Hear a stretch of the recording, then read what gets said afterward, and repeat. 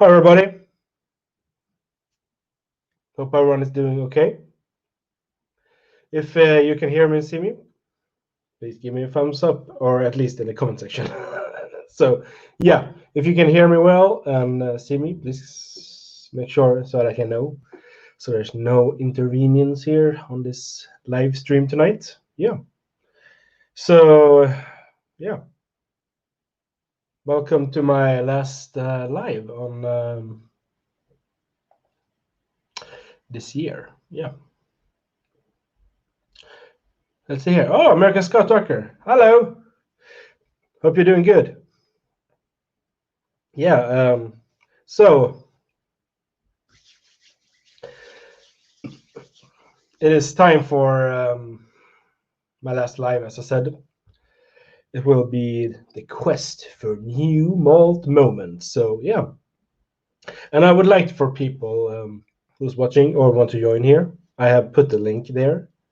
Loud and clear, thank Dominic. And as always, if anyone wants to join, please just join the one I put there. Let's see here. Yeah, so just click on that one if you want to join. Hi, Sandra.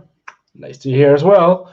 So yeah, people, it's time for that whole thing. And Greg, come back. Yeah, something delicate. It sounds really good. So yeah, I mean, yeah, we'll be talking about new whiskeys I'm looking forward to. Maybe in the future buy and try. Hi, Al. Hi. It's nice. There's people here. I really like that. It's not just me in my dark room. So please write down what you're drinking if you're drinking anything. And also, please share your thoughts on what you're looking forward to try this year, what's left of it anyway, or next year. Please. Please share. And please join the live if you want to. Please do.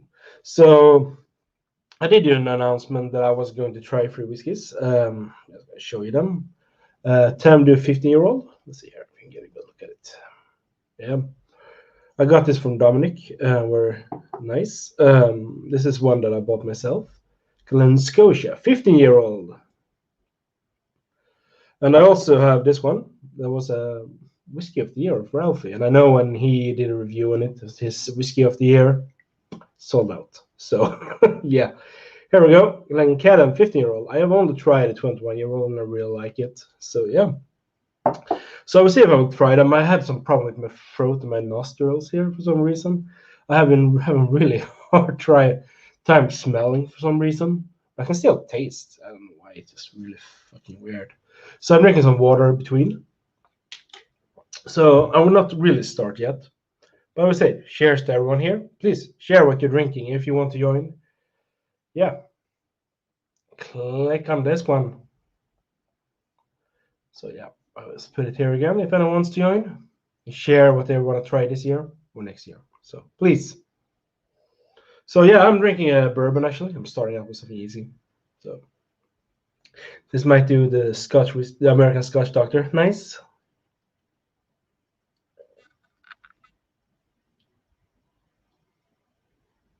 What's this there? All cheers, pal. In the middle of your video in chunks today. Been busy cooking, laughing out loud. Okay. Howdy. And Cyrlock there as well. Okay. What did Dominic say here? Looking forward to buying Johnny Walker's Celebratory Blend. Can you please tell people more about that one? Dominic, I have never tried what's it called? Johnny Walker. Never tried one, seriously. So yeah. Trying this one. So I hope my voice is still good. I don't know. No, it's just been really weird. Oh, you had it for dinner soon? Okay. Cheers. Yeah. This one is quite good. It's quite affordable, I guess. Bourbon. We don't have that big of a bourbon selection here in Sweden, unfortunately. So that's how it is. But still, this one I actually did order from UK when I could, legal rare. So yeah. So yeah, people, please share what you want to drink or want to try next year or this year. So yeah, I can only tell you some of the whiskeys I'm really looking forward to trying. So if anyone has ever tried any of these or have any views on them, please share. Let's see what I was saying. Sipping on some Wild Turkey 101. Got some when I was 12 so in order to ride during the week. Oh, nice. The Wild Turkey 101 is really good. The Bunhaven 12 is also really good. Very well priced whiskeys. I have not tried it in Scotia yet, but I do have it here. So yeah. And as I said before, I feel like I'm repeating myself. But if you want to join, please do it. Seriously. The more the fun, I guess. So yeah, still drinking this one just to ease up my palate.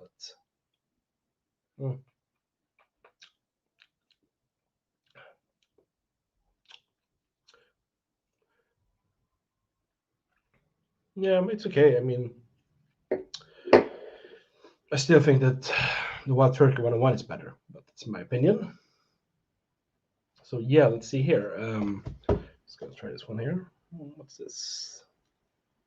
Yeah. And also drink some water in between. Okay, thank you, Dominic. Johnny Walker Celebratory is a limited edition, 51% ABV NAS. Okay, cool. I think I've heard of it. I'm not sure. Because I don't know, when you were on one of my lives, you tried a Johnny Walker Blue, wasn't it? I think. Yeah, so.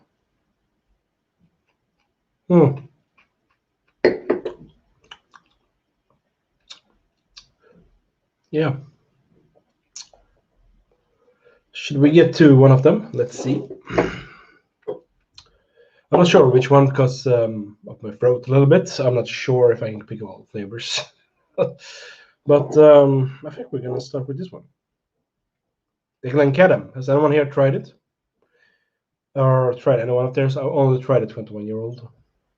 It was actually the first time in, I think it was 2018 when I went to a shop in Edinburgh when I actually saw this distillery for the first time, a bottle of this distillery. Believe it or not. I've never seen it before. And I know Whiskey Trial, Neil had a live this week.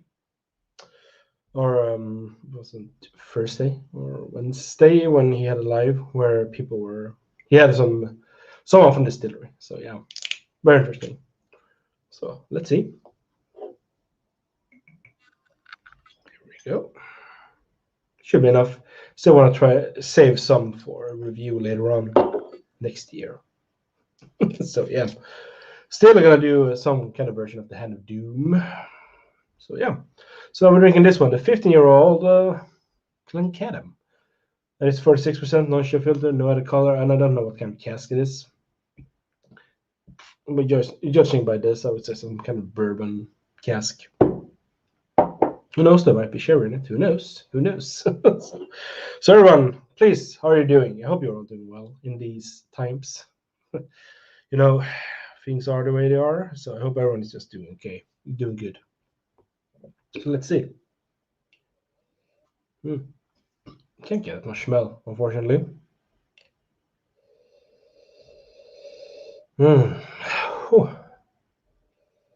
I would say it's very not flour like when you're baking with, but honey. It smells like flowers definitely. Ooh, nice. We got Civilock there. Hi. Hey, Frederick, how are you? I'm just great. Nice to see you. I never actually first time seeing you. Yeah, I would say it's very this is my first time on YouTube. Oh, nice. Not flour like when you're baking with, but I think you have an audio feedback on your own. Do you have a way to turn down the volume there? Oh, nice. We got Civilock. Hi. Hey, Frederick. There we go. I'm just great. Nice to see you. Oh, very big. There's still some feedback. This is my first time on YouTube. Yeah. Oh. Yeah, I see. Prime Whiskey, Karen. I have it here. I think you have an audio feedback on your there. I have opened it. I haven't tried it yet. Rickard. So, how are you doing, Silverlock? Or what's your name? Good. How are you? What's your real name, by the way? So my name is Vic. Vic. Yeah, nice. Are you in England? No, I'm in Chicago. Chicago. Oh, cool. Nice. Nice Yeah. for you to join here. What's the time in the Uh, US? it's right now about 10 minutes past 2 p.m. Oh, So very early. It's like yeah, 9 o'clock full here. daylight. So no, that's okay. I mean, if I would have it at your time, you would have been sleeping still, I think, or would have been waking up having breakfast. So Right, right. You're what, about 7 hours ahead of me, right? yeah. Oh, cool. Chicago. I actually lived in the States many years ago, working. So Where? Ohio, Okay. outside Columbus. Columbus, actually. Sure, sure. Yeah. Yeah. That's probably So a 4 or 5 hours drive from where I am. okay, cool. Yeah, I have not been back in America since then. So I was on up here. That was like 2007, I think. Oh, okay. Yeah. Yeah. So that was a Nice. long time ago, before I knew anything about whiskey. Oh, So, okay. so what are you drinking? I just poured myself this. I just cracked it open. Which one? Deanston Which one? cream sherry finish. Okay, interesting. I think I've seen it before, but I've not tried it. Is that a distillery exclusive or an exclusive thing for the market where you live? I don't know if it's that exclusive. It is a limited release. It's a cask Mm, strength cream sherry finish. nice. Um, so I just cracked it open maybe about a week ago, and I just kind of left it open without, pouring it. Nice. So today is my first pour. Nice. Cheers. Cheers. Cheers. Mm. Mm. Oh, that was really good. I'm drinking the Glencadam 15-year-old. Mm-hmm. I've not had a chance to try that yet. No, I have only tried a 21-year-old. That was really good. Yeah. So this has been something I've always been looking forward to trying, but we don't have it in Sweden, unfortunately. Oh, is it? Okay. So no, we don't. We had one Glencadam, I think it was last year or was at the beginning of this year. It was like a limited release, the 13-year-old Reckoning, I think it is called. Oh, Reckoning or whatever it's called. But I never bought it because I not tried that much. So and yeah, there was other things I want to try. So that's how it is. So yeah, please tell people about yourself a little bit about your, because I know you're on Instagram a lot. yes, yes. I Yeah, started the please tell people. Instagram probably about a little more than a year ago, but I've been Okay. I've been drinking whiskey for over 20 years probably. But I seriously got into whiskey, I would say maybe 4 or 5 years ago. Before that, I wasn't like I have been drinking whiskey for a long time, but I wasn't really into it in the sense, Okay. trying all different kinds. And mostly I drank Scotch. Um, about I think it was about 5 years ago on my birthday, one of my friends gave me a tasting set for bourbon from a local Chicago distillery called Cowell. Okay. Uh, Yeah, I've heard them. right. So, Yeah. and I had not had much experience with bourbon or rye whiskeys. And when I got that tasting set, I kind of started, uh, wondering and researching more about like how is bourbon different from Scotch, and learning Yeah. more about bourbon and Tennessee whiskey and rye. And as you kind of learn more, you discover more, and then you want to learn more, and you discover Mhm. more, and you want to try different things, Yeah, and of course. sort of a never-ending rabbit hole. And that's the journey, right? And Yeah. after that, I started buying more whiskeys, trying more whiskeys, and learning more, and kind of discovered YouTube, discovered Ralphie, Yeah. and discovered this Yeah. whole Who's Ralph? Who's Ralphie? uh, Yeah. the whole whiskey community. Yeah. So it's been pretty interesting. Yeah. Yeah. Cool. Yeah. I mean, my journey started when I was in a student flat, basically, and one of the guys there, he had at that time the biggest collection I ever seen, which was basically like 6 or 7 bottles of whiskey.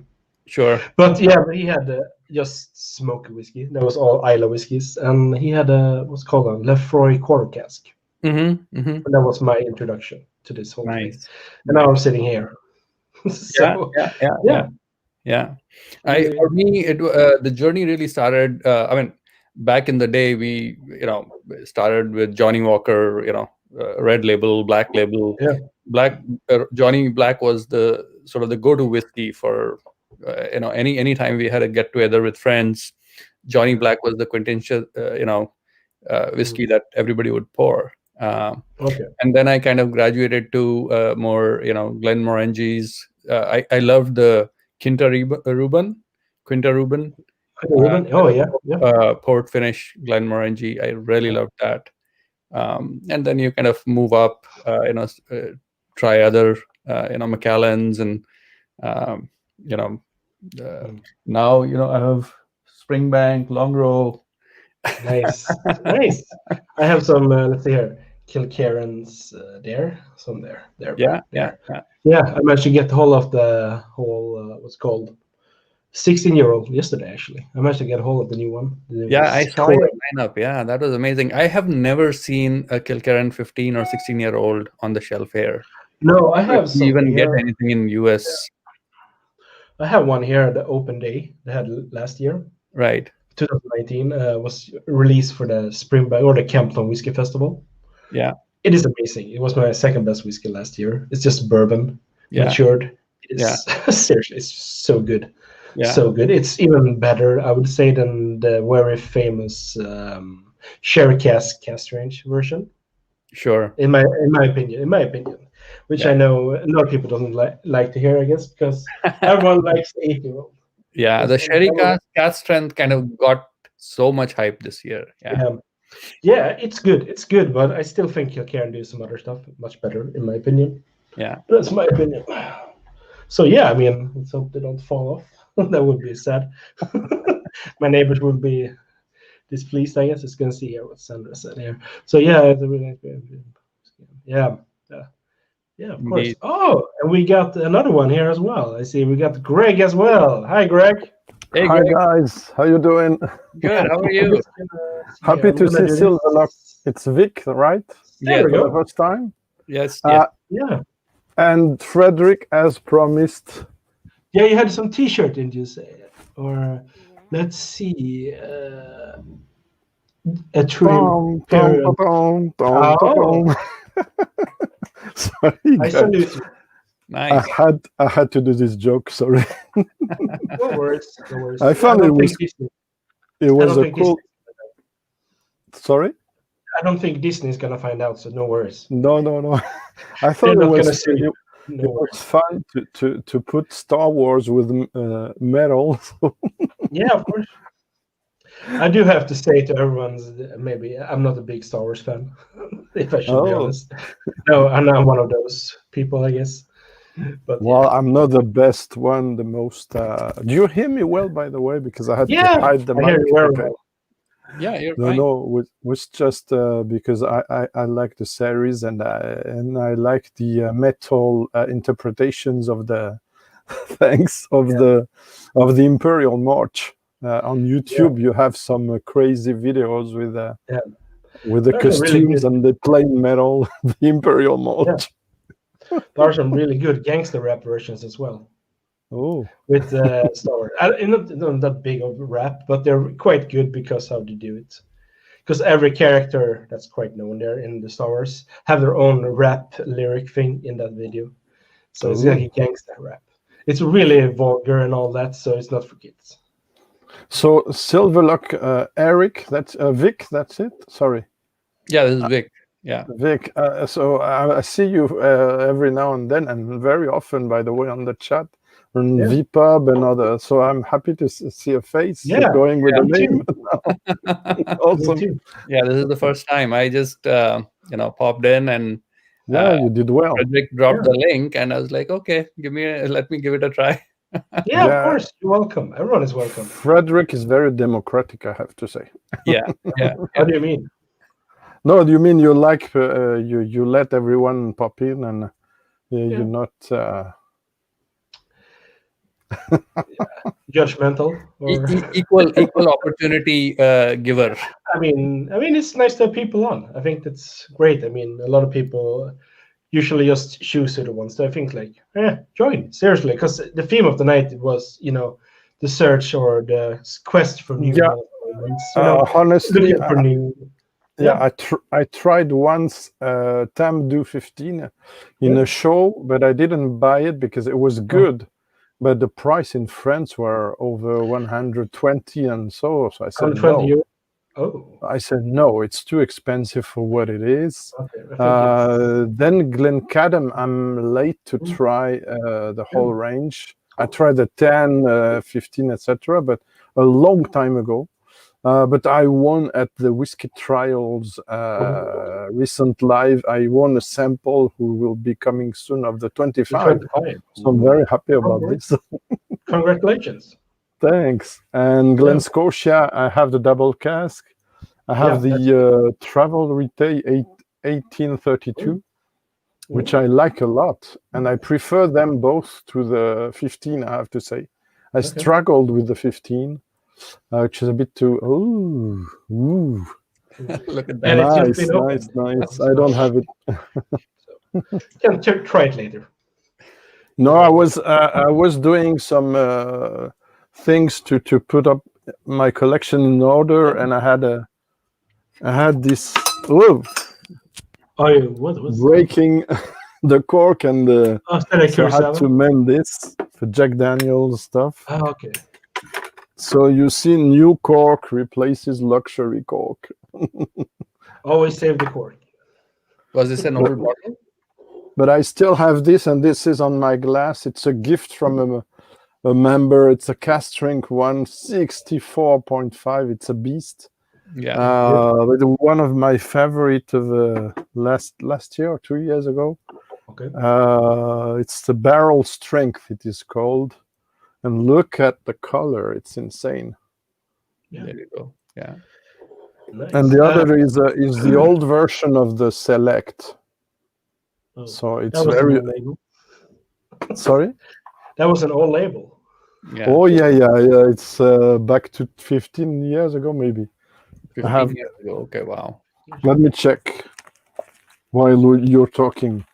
15 years ago. Oh my God, I was. Yeah, how old was I? What was I drinking back then? Okay, I guess I was drinking rum and coke and the cheapest beer I could find, and a lot of shots. 2006. Yeah. So not 20. Okay, that's cool. It's old, but not that old. Yeah, and if I have a question about music, I have this. Music box. I know, but it's your show, so I don't want to. It's okay.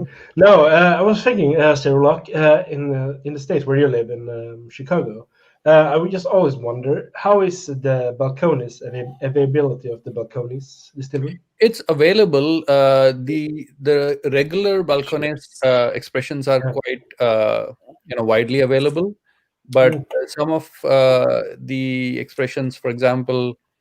Brimstone, for example, you see it once in a while. The quantities are limited, and they fly off the shelf pretty fast.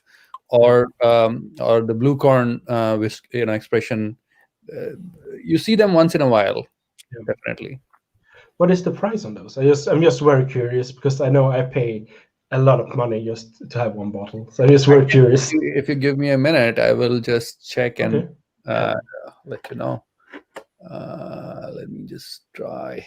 I didn't know Vic was from Chicago, otherwise I would have put off my Few Spirits Rye bottle. Right? Yes, but we got a fellow Dan in here. Hi. Nice. Hi, Jesper. Hope you're doing good. He's also into metal.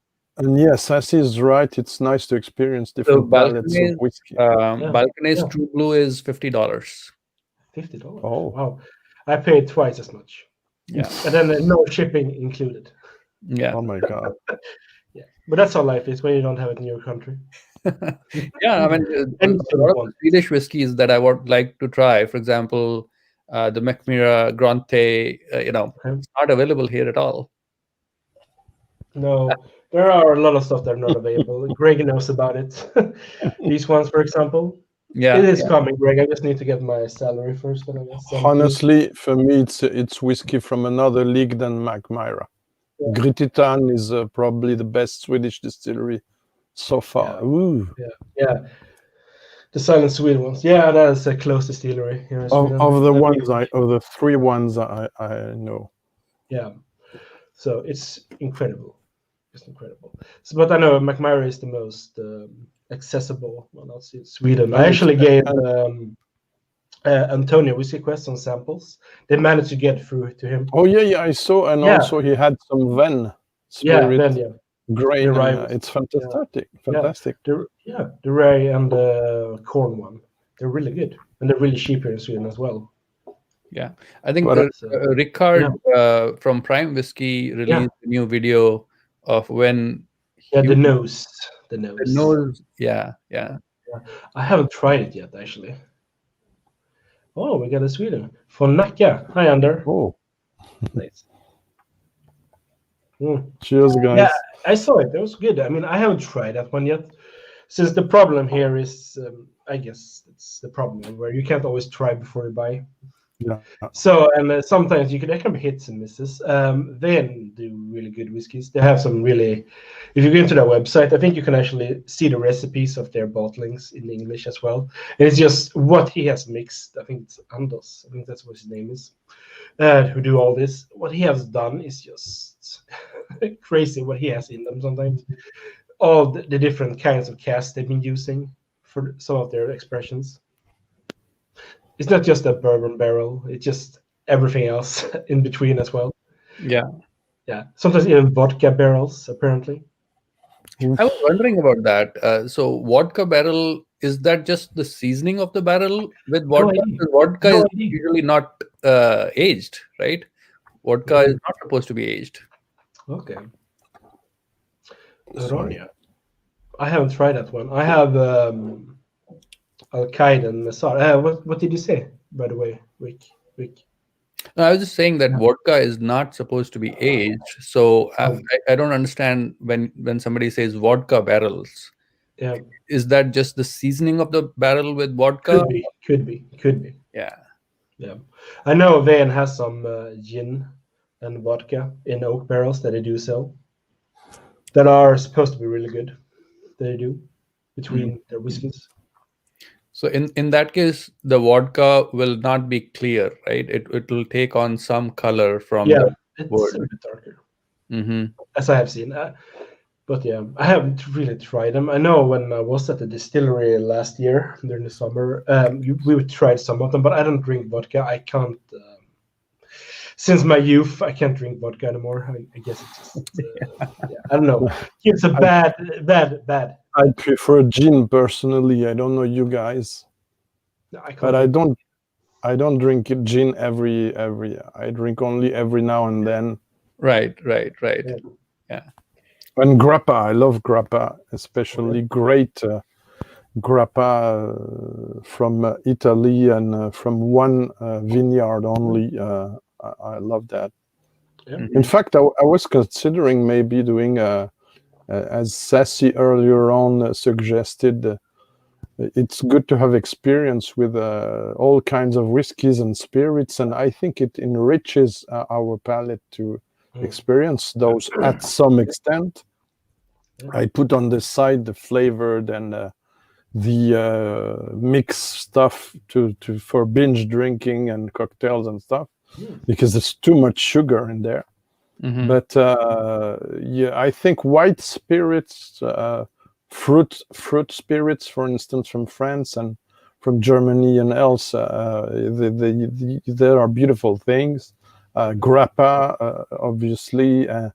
Also mezcal. I discovered mezcal. In fact, I have a wee shot of mezcal just before that, after dinner. Okay. Mezcal. I tried it once. It wasn't compatible with me at all. Let's just say that. Yeah, but I think there are opportunities maybe to follow, and it's probably one of the things we're gonna see. If I had money to be an independent bottler, ooh. Yeah, I don't know that one. Stop teasing me. Yeah, it is. I don't have it in France. I'm just gonna tell you right now, Vic. If you ever get hands of a high coast berg, this is Swedish whiskey. do it. My parents actually got it for Christmas yesterday. My stepfather's one of his was called his daughter's husband gave it to him, actually, a bottle. So they opened it up yesterday and they really loved it. And I told them, you will love it. It is a great whiskey. Nice. Yeah. Sure, I'll definitely be on the lookout for that. Yeah. Have you tried mezcal, Vic? I have not a lot. I do have one bottle. So again, I think it was Ralphie recommended, right? The Chichicapa. So I did pick it up earlier this year, and I did try it over the summer a few times. It was really nice.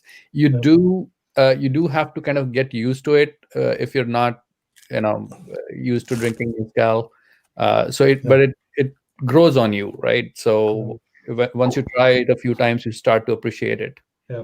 And it is smoky, right? It's what makes it interesting. And also, we know that mezcal and tequila cask are used now for some whiskey finishes. Correct. Aging, it is very delicate, but I have some ideas on my side. I think, for instance, a peated Kulila will go very well in a mezcal finish cask, maybe. It's my opinion. Okay. I think, yeah. Have you guys tried? I don't know the English word for it, and I know Sandra says he's gonna laugh her ass off right now. Have you ever tried the pulse? I think it's called. I know Jesper is there. Maybe he knows the English because I think it's more Danish. It's akvavit, or we call it schnapps. Pulse. Schnapps. Schnapps. Well, the problem is, according to the countries where it is produced, it changes names. So aquavit for Sweden and nice. Yeah, nice, Jesper. Maybe he knows. I think you can do it in Denmark. The German, I believe, the German aquavit schnapps is different from the Swedish one. So I don't know.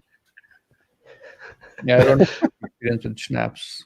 Let's say we have a very bad experience in our circus. What do you think of the Lignée, by the way, Frederick? I tried it once. Lignée aquavit. I can't. Sherry cask. Linnée. Oh, you mean Linnée? Linnée. I don't know how you pronounce. Yeah. I can't drink snaps. It's too spicy, or just the whole.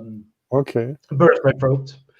My stepfather is usually do sometimes some form of aquavit for home use. Digestive purposes only. Yes. And I remember sometimes one of my friends got hold of it because he was like, "Oh yeah, this is gonna taste so good." Let's just say it like this: it doesn't go well with Coke at all. You cannot mix it. You can't mix it. You couldn't mix it. And but still, it was supposed, take on for medical purposes. I've yet to try. I don't know, guys, if you know this book. It's a bit remote to my mic with the. So you can use your Jedi Force. Use your Jedi powers or your dark powers. I have the book called The Manual from Dave Broom, famous whiskey writer. And I don't know if you heard of this book, which was a bit controversial, where he picked 50 whiskeys, and he knows about it more than us, I can tell. And he tried mixes with coconut water, Seltz water, what else? Coke, some kind of green tea or a black tea, I don't remember. So five different kinds of beverages, and he added a rating of the well, let's say the relevancy of the mix each time. And can you guess which was the most relevant and pleasant mix he did?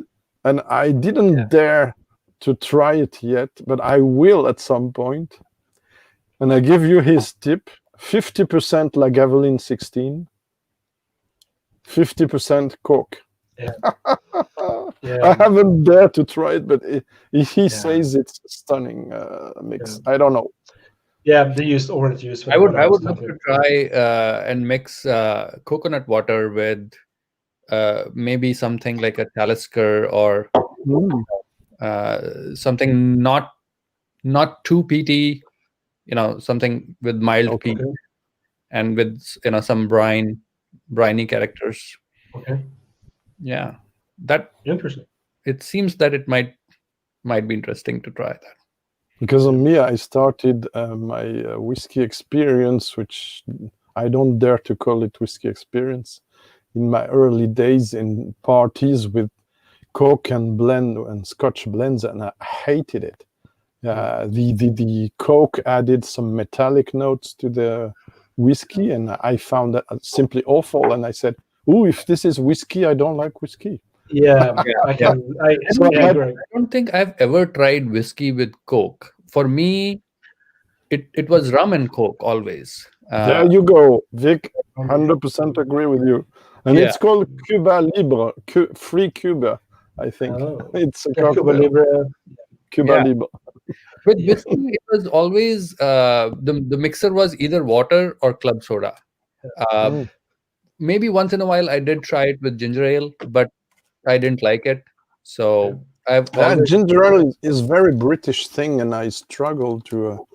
Well, I'm not British necessarily, but British and US and Canada, and I struggle to mix it with different. Yeah, I can tell right now with mixing drinks and all that. When I remember that was, I'm not gonna tell the age because then I'm doing something bad there. But I remember when I was not supposed to drink. Me and my friends got hold of some rum, and we were. I was very, oh my god, this is rum. This is cool. I bought syrup, coconut syrup. I didn't realize though that the coconut syrup was supposed to mix with soda. So I took the bottle of rum and mixed it with the coconut syrup, and I drank it as it was. It was basically sugar and alcohol. Don't do it. Welsh Toro is shocked we're talking about mixing. Hi, Welsh Toro. Yeah, we're doing some hedonist stuff today. No, we just honestly. I had just had this Welsh Toro, and it's going to be very hard to go after that. So the only thing that could go after that, in my opinion, is a heavily peated whiskey. Super schnapps, yeah. Another thing though that's really nice to drink, which I do like to drink, but I haven't done it now for some time. I do have one bottle. Is absinthe. Oh yeah, you told me about that. I've never owned a bottle. Yeah. Honestly, I don't have a good brand of absinthe because it might be expensive and it's not really my thing. I just bought one to have at home, but no, about French spirits, honestly, I prefer. Cheers, American Scotch. That is called blending, by the way. Yeah. And I like that. No, yeah, sorry. Cheers, guys. Cheers, everyone in the chat. Please write what you're drinking.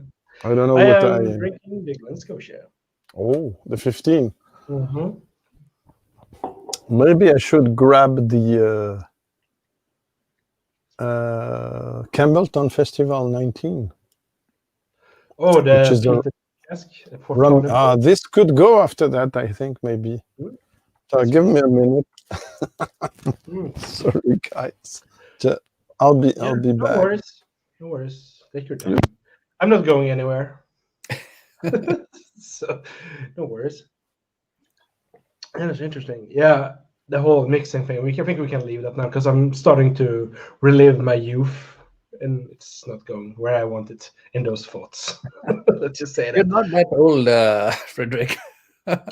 No, but let's just say that it started very old. Look at the white hair in my beard. You can feel good. Oh, you know what? It was some years ago. I think I found one white hair up here somewhere, and I was like, yes, I'm getting old. So I actually pinched it out, and I was like going to save it because this is my first white hair, and that was a few years ago, and I have not gotten any more white hair, so I shouldn't have pulled it out. I have so many that I had to stop counting my white hair. So. Okay. Cheers, Ander. Cheers. Let's see who started a question. Oh, is it Jack Daniels barrel proof? I think it is. I think Greg can tell you. Yeah, that was Greg. When he comes back. So, yeah. I'm drinking this one now, the 15-year-old Glen Scotia. And I have This is the Deanston cream Nice. sherry. I have some Deanstons up here. Too much reflection from the plate. Have you tried this one? I have not. No. No. This was my first Deanston I ever tried. It's a 20-year-old Rosso sherry cask. It's really good. Yeah, nice. Cast range as well. So the only Deanston I have is the regular 12-year-old. Oh, it's good. It's really good. Yeah, I really like it, and I have I've tried the Virgin Oak as well, but that's finished. Bottle is long gone. Okay. Yeah, I have some here. There's this. So let's see, we don't drop anything. I have this one here as well. It's also the white label. The Bordeaux red wine cask, the cast strength version. Nice. It is, oh my god, it's so good. So if you ever find a bottle somewhere lying there dusty, buy it. Seriously, it's that good. Yeah. So if anyone in the chat has had this one, please. Nice. I have my phone for night. The Octomore. Oh, you're trying that one finally, Sandra? Have you had any Octomore, Rick? Yeah, I have the 10.3, which I really enjoyed. Okay. It's the Isla Barley, last year's. Not was it? Yeah, it's the 10.3. And then I recently got the 10-year 4th edition. Okay. I have not yet opened it. Okay, nice. Ooh, Octomore. Wow. Yeah, that was a sample I sent her, gave to her some years ago. It's remote, so I picked up these. Yep. Oh, yeah, that is the yeah, my purchase. This a very generous gift from Luna. This year's Tony Port. Good. And in case I change my mind, an old Big Pit Christmas, as we're close to Christmas, with some Port Ellen in it. Oh, wow. Yeah, I know. For exclusive for Frederick Whiskey Pilgrim channel. He told me not to say it publicly. Well, we're not just between us and 1,000 people. 4% for this one. Ooh. But still, it's 4% of how old whiskey? Probably 30. Yeah. At that time, let me check the year. It was probably 30 to 32 years, I think. Because now it's 40 years old. Yeah, Port I mean, Ellen, that's what I like about Big Pete. I don't think everyone maybe realizes is the fact that it does has a close distillery. If you're gonna buy a bottling from the Archer special releases, it costs like $1,000 to buy, a few thousand. And here you can get maybe a small amount in the whiskey, but still you get a small amount. Yeah, really and cool. I did some blend. I have some home blends still now. Yeah, nice. With Port Ellen, and I can tell you it shows. Mine is 2017, bottled at 54.1, so it could be older than 32 years old. Yeah. But honestly, the profile of recent Port Ellen's has changed over the years. It's more green now. It's closer to old Lagavulins. So it's not the same very vibrant, very star anise driven, very complex floral fruity Port Ellen that used to be a 20. What's this? Come on, Welsh Toro. We can hope. Let us have something kind of good. Now, do I feel it when I drink it? Not necessarily. I have to watch that taste that very closely. I think it has 4% Port Ellen. It's the experience comes from what is in your mind, not what's on. Probably also because Ardbeg and I think Ardbeg and Lefroy. No, Ardbeg is crushing almost everything. Well, on the palate, it's better than on the nose, in my memory. Yeah, Octomore 8.1 is good. Me, I only have one I opened recently, and it's a bit harsh. It's an early one. It's the 5.1. The 8.1 is much better in my memory. Yeah. The only Octomore I've ever had is the 10.3, which I got last year. Oh, I haven't tried any since the 8. I think 8.1, 9.3. Maybe I had 9.1, but I'm not sure. Mm. But they're too expensive for what they are. Yeah, I recently got a bottle of the 10-year, but I'm yet to open it. Aha. Yeah, the 10 years reduced to 50 or something like that. 50% ABV or? I don't sure. remember. So it's a wider one, right? It's not the. It is stated 10 years old on the label. Yes. It's a old fourth edition, which just came out a couple of months back. So it's a wider batch, I believe, than the other ones. But doesn't mean it's bad. Yeah. Vic, I have a question for you. Is that a Glencadam head I see in the background? Aha. Yes. Yes. Nice. Parent company. Good question. What is it? I don't know if you can read.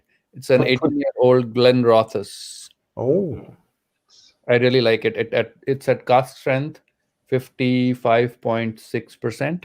Is it sherry cask? We don't see cherry. Yes. Yeah, and we can see it's good because the level is low. If I may say. It is really nice. Yeah. I have one. I have a 24-year-old single cask Glenallachie that I bought this summer. They still have some left. Mine are here, if you can see.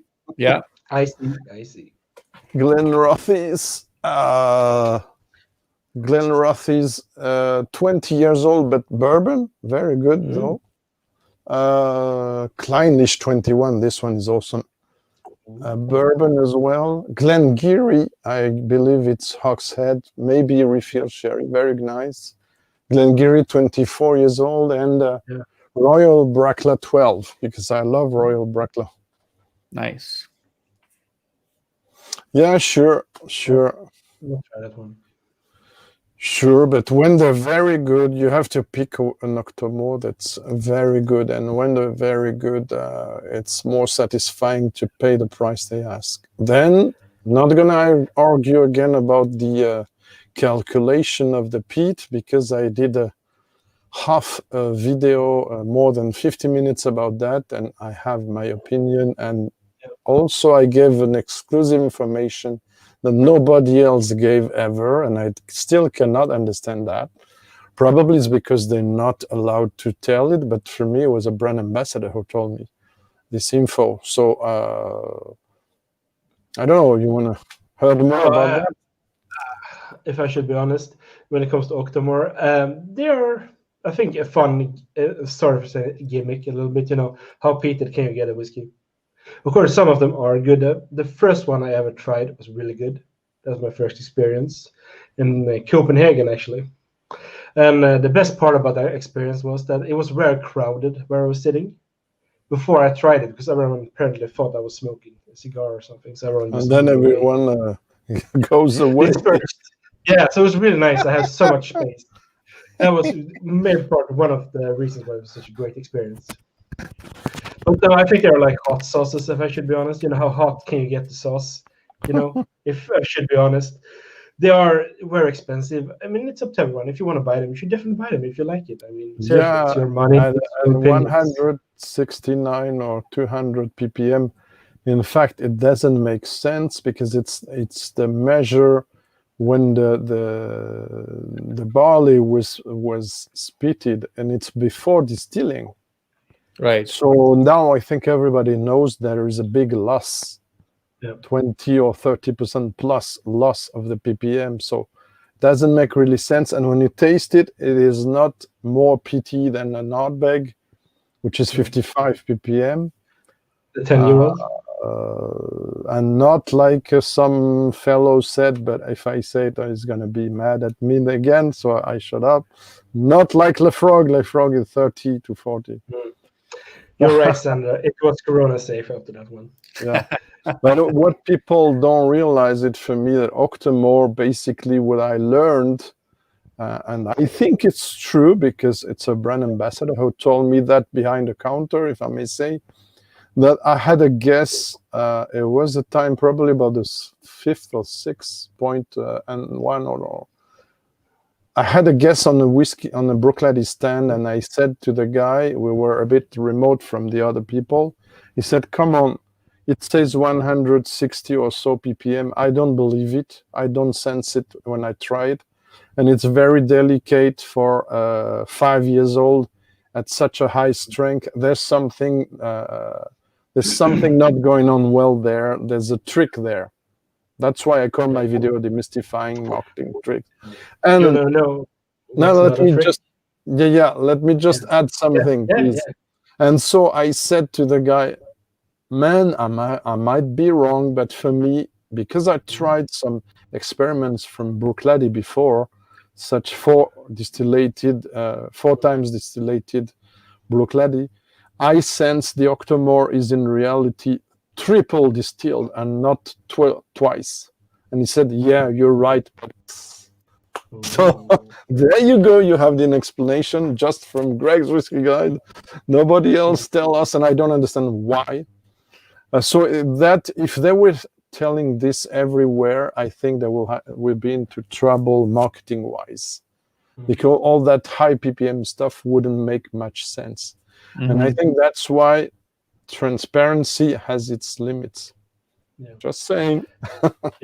What I was going to say though is that this 15-year-old Glen Scotia, it's really good. What I can get in my taste, because I'm having some problem with my taste buds and all that. But are you any better now? Are you any better? Yeah, I mean, I was at work yesterday.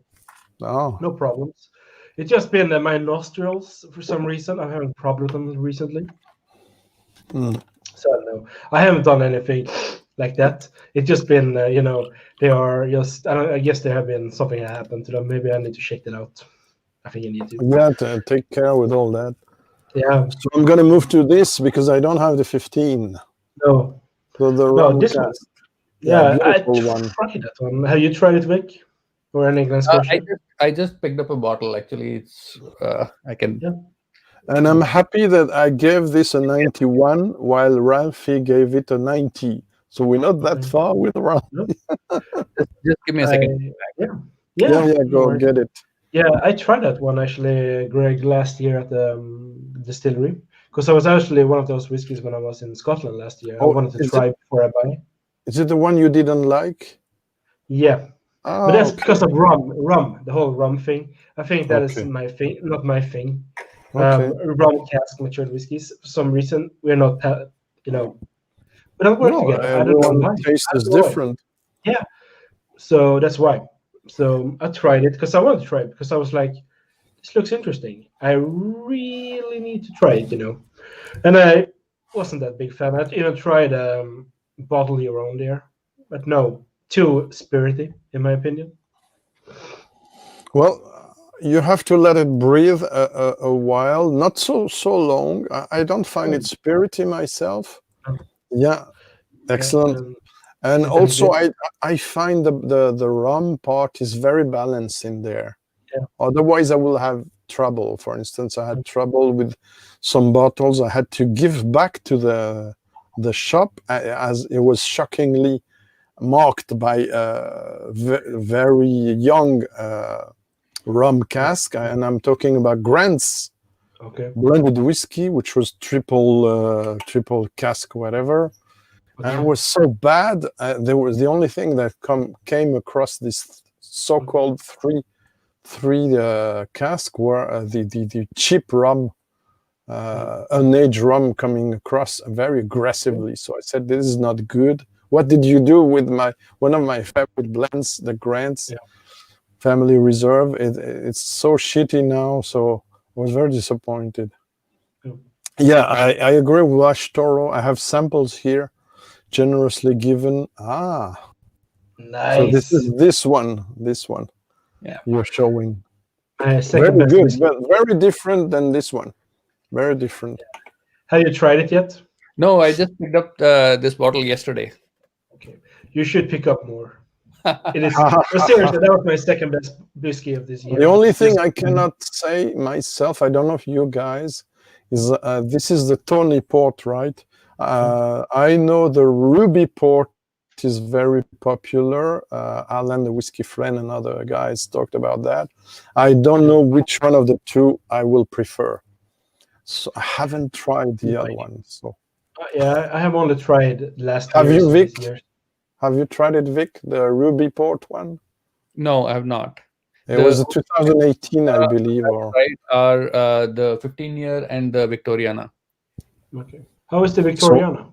I really liked it. It was very nice. Nice, Dominic, but for me a bit too oaky and spicy. But it also depends of the batch variations. So in France it's around 80 euros, or more. It's very expensive. So I didn't bought it, and I was sticking to my experience on an average batch. So I didn't bought it, and I have several times tried the 15. And there's something missing for me, and I have the same experience. I might be not popular here, but I don't care. With the Buna 12, the contemporary Buna 12 and Glen Scotia 15 bother me a bit because they're too short. The finish is too short and too peppery for my taste. I'm sorry. Everyone is to write their own opinion, seriously. Yeah. So yeah. But Vic, you need to try that whiskey. You need to open it. Maybe because batches. I had a sample from a few years ago, maybe 5 years ago now. So you never know. But I have to say, I like the 18 and 25 years old samples I have. Okay. But 25 is too expensive for me. So how much does it cost in French? 400, something like that, or more. Probably I don't have I might have a look. I don't know. Let me see. On Whiskey Base, maybe can tell us. Let me tell you on Whiskey Base. Scotia. Okay. If anyone has it. Okay, I bought a sample pack. Actually, for some reason, Sweden usually doesn't, or Systembolaget with all the distributors, usually they always get in like mini bottles for some reason. But this time we got in this starter pack from Glen Scotia with the double cask, the 15-year-old and the Victoriana. So I actually ordered it. So that's the only reason why I have this one. So. Actually, you know what? Actually, it's not so expensive for 25 years old. It's very fair. Whiskey Base found it around 257 euros to 270 euros. So honestly, for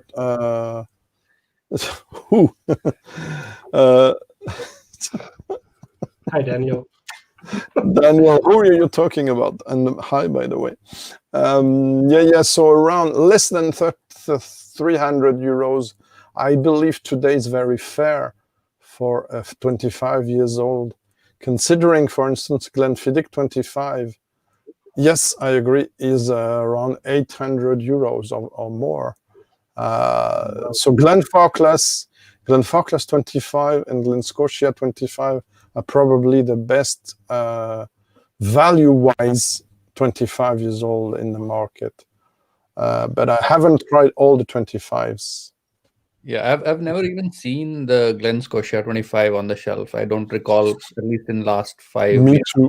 Me too. In France, the distribution is a bit weird because it's not La Maison du Whisky, so there's no shop. You have to order it to them, and it's painful. Same for Springbank, my friend Frederick. Oh my God, Springbank is not distributed by La Maison du Whisky, so it's a pain in the to get Springbanks. But I have some cool retailers who know I like that. So, same. Kid and Hate, same. You want to hear a funny story about this one? Yeah. Not funny, but very interesting. There was an error in the order when I did it. Me and start drum divided. We got 2 each. You were only supposed to get 1. So, because they only took in like 106 bottles here in Sweden. So we did a double order, and we actually got 2 each. You weren't supposed to get 1. Yeah. So yeah, hi Rickard.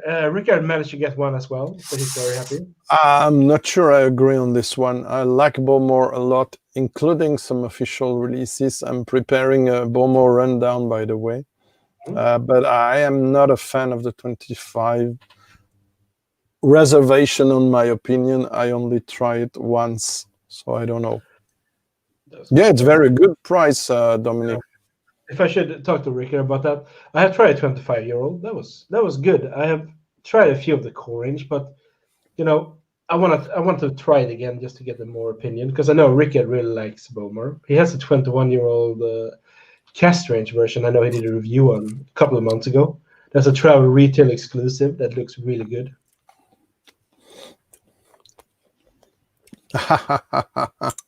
Whiskey throttle. Yeah. Well, yeah. it's the problem with. Well, once I reviewed stuff, I can enjoy it totally. But if you've seen some of my videos, for instance, Daniel, the uncorking of the Port Charlotte 16, you can see I enjoy it. I think. Have a look. That was pricey, by the way.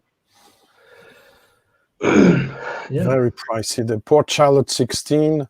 It's a thing when, and sorry if it come across too pretentiously, when you have a lot of experience, and even many people have much more experience than me, mind you, yes, but when you have some experience, let's say on Scottish whiskies especially, when you come across something that makes you feel you're back to a whiskey that's way more pricey than the one you paid for, the price issue changes significantly.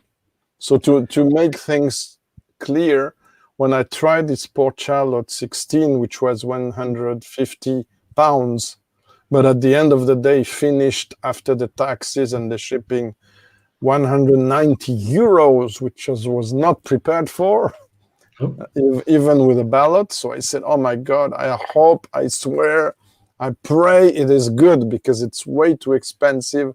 And I almost never paid so much for whiskey except a Bunnahabhain 41 years old Indie. And I opened it and I did a video and I uncorked it and on a video. And honestly, it reminded me very quickly of some Brora 30 years old, which are 1,000 euros worth. Or more. So I said, okay, I paid a lot, but I had a brewer at home, so I shut up. Okay. I think I remember that video of yours, Greg. Yeah, I think you sounded very satisfied with the Port Charlotte 16. Have you tried it, guys?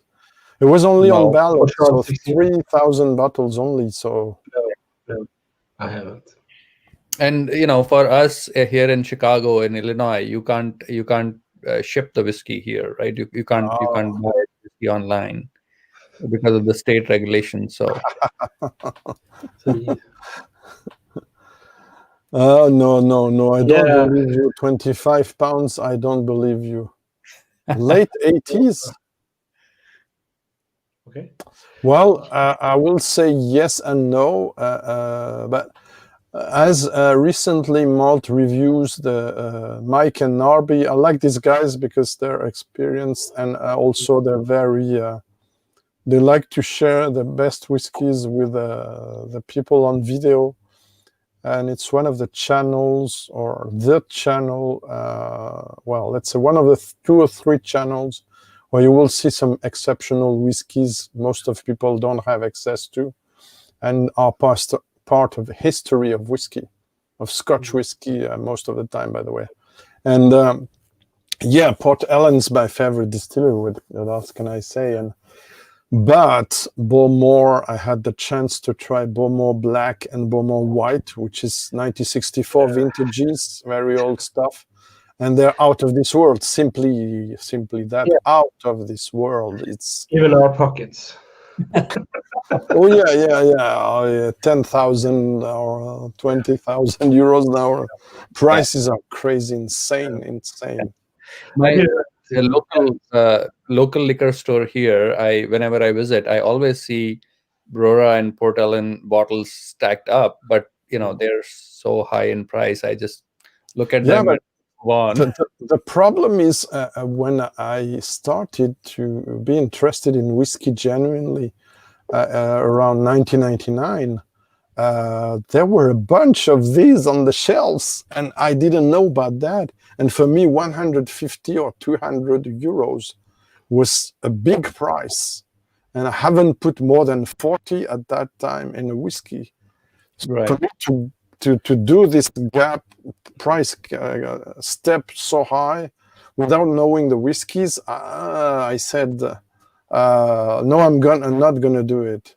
Yeah, 2021 normally, but they were a bit late to have the grant because the license has been sold, which I knew about that, so they're getting it back. But it's mostly the plans of the new distillery they submitted, which have been accepted now, if I'm not mistaken. So it's a bit after Brora have been accepted. So they might open in next year. Also, the COVID didn't help for all these projects. But when we say open, and that doesn't mean it's going to open to the public. And it doesn't mean you're going to have any whiskey before a number of years that we have no idea about.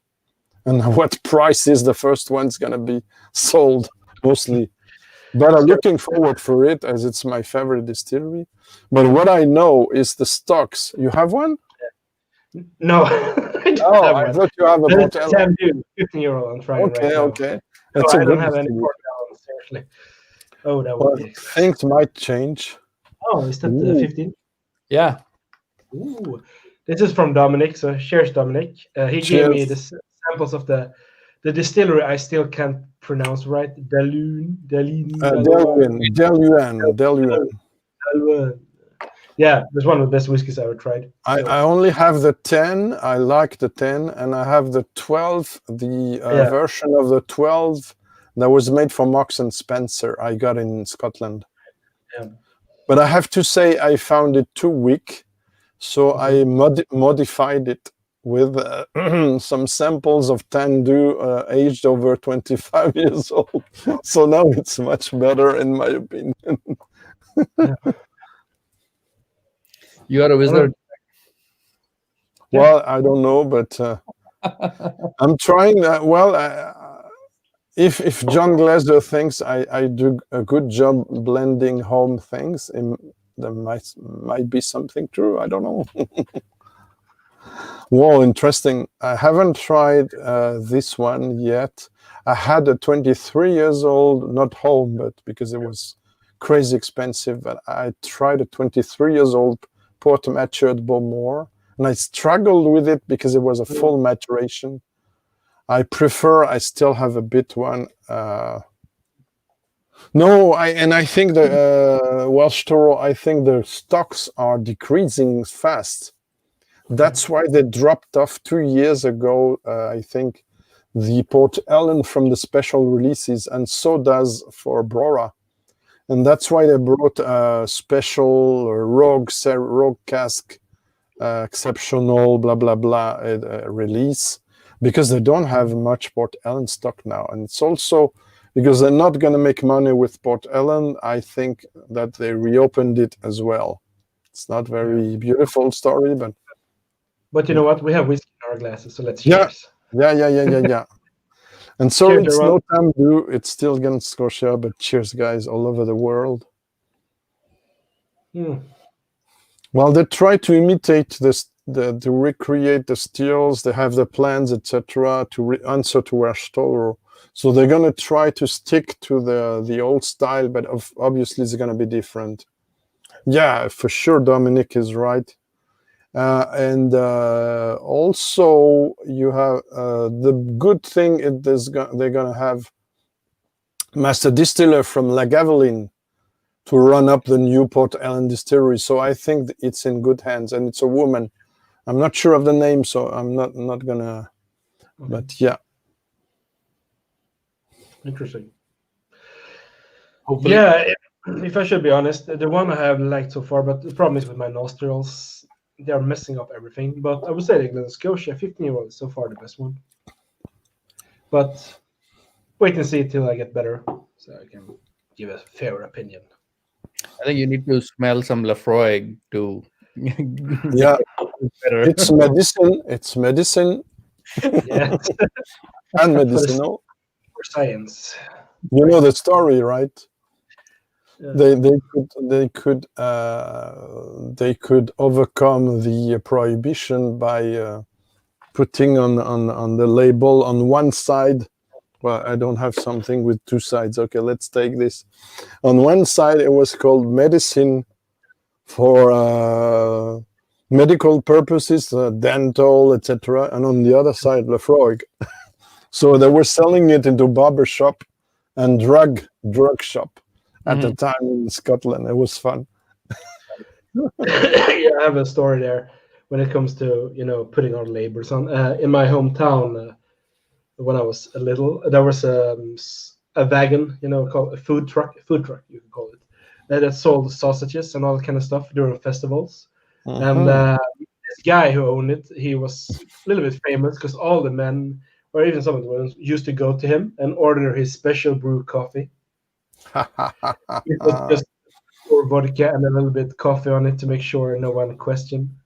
Well, that's what Irish coffee is. Oh, it's better than that. Come on. I believe. I'm having a different Ender, if you're wondering. Yeah, I agree.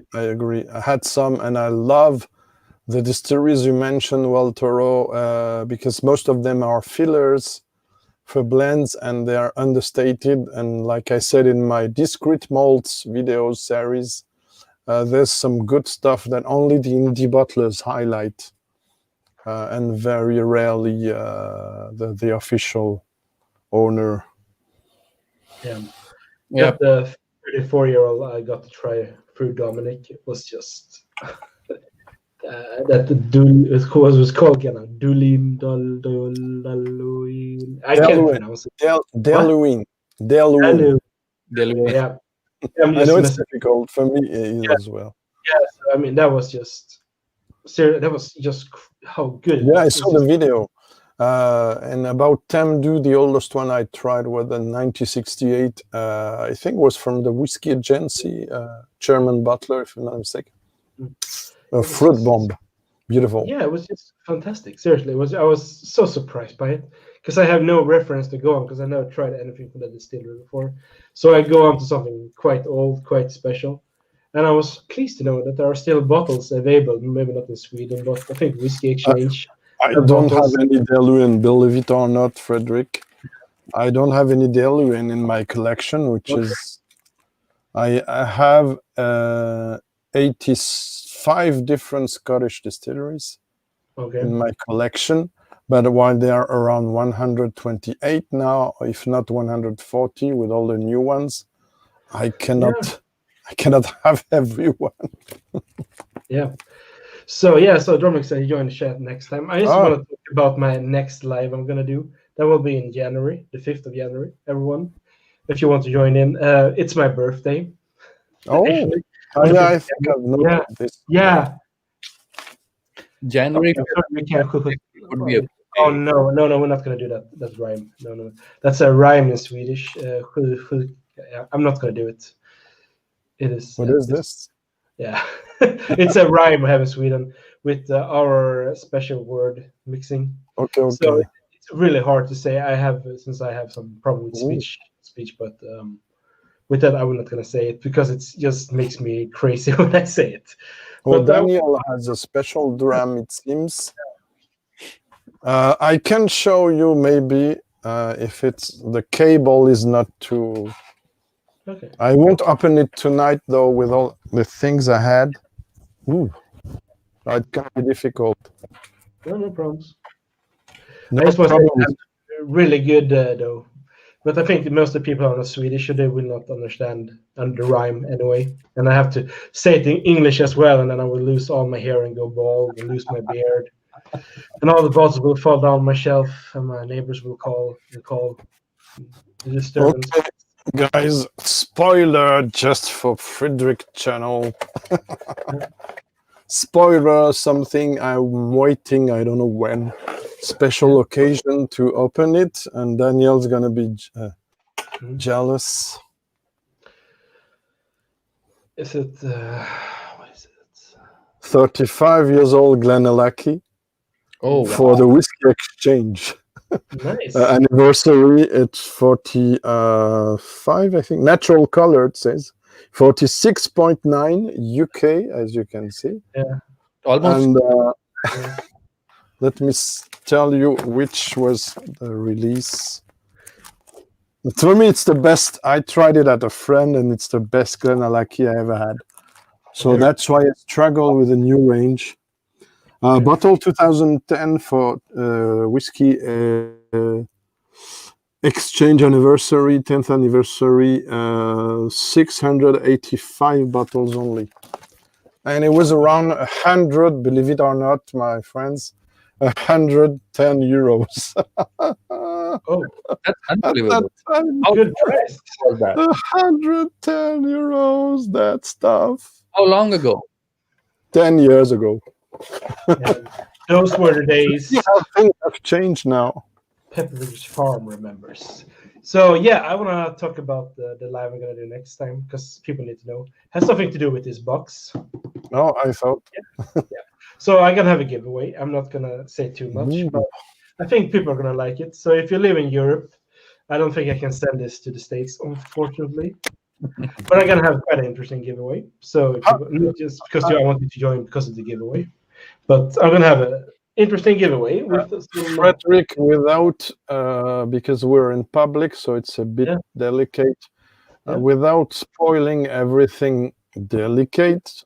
Yeah. How did you do to send samples to Whiskey Quest in the US? Because I cannot. Oh, you can't? I just did it. I don't write their whiskey in it, of course, because then they would take it. Yeah, because customs are very tough. I was told, so I got friends like probably Vic. I could send him something, and I sent people here say no, don't send to the US. You can't. You because of my cute face. write it olive oil. Olive oil samples. No, I did not supposed to write that. I just wrote gift. Oh, that's all. Gift. And also I do package really, really hard. So I guess because sometimes you hear the liquid. So but so Dominic is right. Coca-Cola.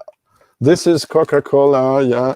35 years old Coca-Cola. You're right. Okay. Yeah, so if people want to join the next live, please do it. Seriously, I'm gonna be 35 years old. Yeah. Yes, Welsh Toro, it's the best one I had, but that doesn't mean there are other ones that are better because I haven't tried so many, probably 10, 15. So I had tried it whole range 2 years ago. It was nice, but it didn't blow me away. It was too oaky, too wood technology, too much virgin oak on many versions, but it was good, but it was not my alley. Just so I didn't bought any official ones yet. I know people are crazy for the brand, sorry, rebranded brand, but strong vinegar. But to be honest, I just wrote gift to Antonio, and also when I sent it to Eric, the malt user, I sent him 2 times. No problems. Great guys, and Food Quick also receives from Europe, which I'm surprised. Yeah. Andy. There we go. I love those guys. Andy, Eric, Food Quick, Malt Muser, and all these guys, and also Whiskey Whistle in Manitoba. All the guys that's so remote from here, and even from I guess I don't know how many hours of time zone you're far off. Vic from, for instance, Whiskey Whistle, Mark in Manitoba. Yeah, so Manitoba is 2 hours. There is no direct flight between Chicago and Winnipeg. I believe you have to change from Minneapolis. So it will take probably 4 hours by air. Fly from Chicago to Minneapolis. Not so far. Yeah. So I believe it's in the same time zone, Central Time, but it's at least a 4 hour, 4.5 hour, flight. But I think the most remote is Andy and Trenny and C. Those guys, Foot Creek and Trenny and C. There. Right. Yeah. While Storo, I can tell you, it's way better. That 35 is way better than the whole things I tried so far from the new. Yeah. Yeah. Yeah, I heard that. I have experienced that because I actually started talking Danish one time when I was working in the COVID field. It's So a very cool guy. I do understand Danish. I do understand Danish anyway. I understand Norwegian as well. It's not that hard, in my opinion, though. I know when I tried to talk to Matt Air Whiskies with Swedish, and he's talking to me with Danish, he had a hard time understanding me. But that leads us to this, my friend. Mirko! One of my favorite records, as well as Frederick ones for this year from Mirker, which is called. I let you tell the name of the album and the artist. Folkesange. I think that was, or just Folksange. But I think Danish is song. Bear in mind, people, it's really traditional folk from the north. There's nothing metal in it, but I love it. Also because I have a more ancient music background as an amateur singer, choir singer. She's a really good singer. Really so good beautiful album. She has some really good when she do on YouTube, when she do some music, but she just has some really old Scandinavian instruments just sitting there playing it and singing. It's really good. Other highlights, it's English, it's British. Very nice indie rock music, and the guy is not there. The leader is not there anymore. Okay. Recently discovered. Oh, haha! Helly Runhart, one of the best voice around. It's more soul-like. So, in Greg's Whiskey Guide, we're kind of eclectic. Right. What's there? Oh, this is jazz from Israel. Beautiful jazz, tainted with world music. What else? Okay, yeah. Okay, we're not gonna do the whole because people are gonna run away. And we got Emil as well. Hey, Emil. It was nice you're live with Emil, by the way. But of course, with we might share this more with Frederick Draconian, the latest one. It's got a Death Doom. Don't know if it's your alley. Yeah, Wick, what do you like for music? Good question. I am not too much into music. I mean, as long as it has good beats and good rhythm, I enjoy it. So music for me is more of a background thing. So, Guts, Canada. Yeah. Okay. Well, this is a thing. Honestly, I live so much with music. I cannot understand people who tell me they never listen to music. It's such a lot. Not what you do, Vic, but it's such a loss not to hear to music. I mean, it's so healing and stimulating, and it can be so. I mean, I used to paint during 30 years, and I couldn't paint without music. And I always took care of picking special music to be in the mood to paint. And yeah, it's so important, I think, for Frederick as well. And so inspired. Bollywood. No. Well, yeah, this is an allusion to your to Vic's origins, but let's make it more fun. Can you tell you're from India or Pakistan? India. Yeah, okay. Northeast. North from New Delhi. Oh, and what's your take? I'm just doing this digression because there was an allusion, Bollywood. What's your take on Indian whiskey? Do you have a... I do like Amrut and Paul John and Rampur. Back when I was in India, so I left India in 1998. So until then, I had only tried a few Indian whiskeys, and not necessarily as somebody who was a whiskey enthusiast, right? It was my college days, and right after my college days, So as a youth, when you're drinking, you're just drinking to get drunk and enjoy the company, not necessarily appreciate the flavors and experience. Exactly. So yeah, but I think I kind of quickly graduated over to Scotch whiskeys. So Indian whiskeys, yeah, I mean, I guess serve a purpose. But what do you think of your special situation you have in India with all these internal, if I may say, not export whiskeys made of molasses and stuff, and sometimes very also dangerous ones? But others, if we see these, which is something very striking always when I see this, the best seller of the world, whiskey in the world, if I see malt whiskey yearbook, right, is McDowell #1 from yeah, Diageo, yes, and it is an Indian whiskey. I don't yeah, know if you can see that. yeah. So I have It's, actually had McDowell's #1 long time ago. Probably. Is it drinkable? Is it good? Is it drinkable? Yes. Is it good? Not very much so. Well, it seems local people like that. Yes, but you have to understand the drinking culture there is not drinking whiskey like this, right? Neat. Typically, the whiskey is drowned in either water or club soda. Okay, like in Japan.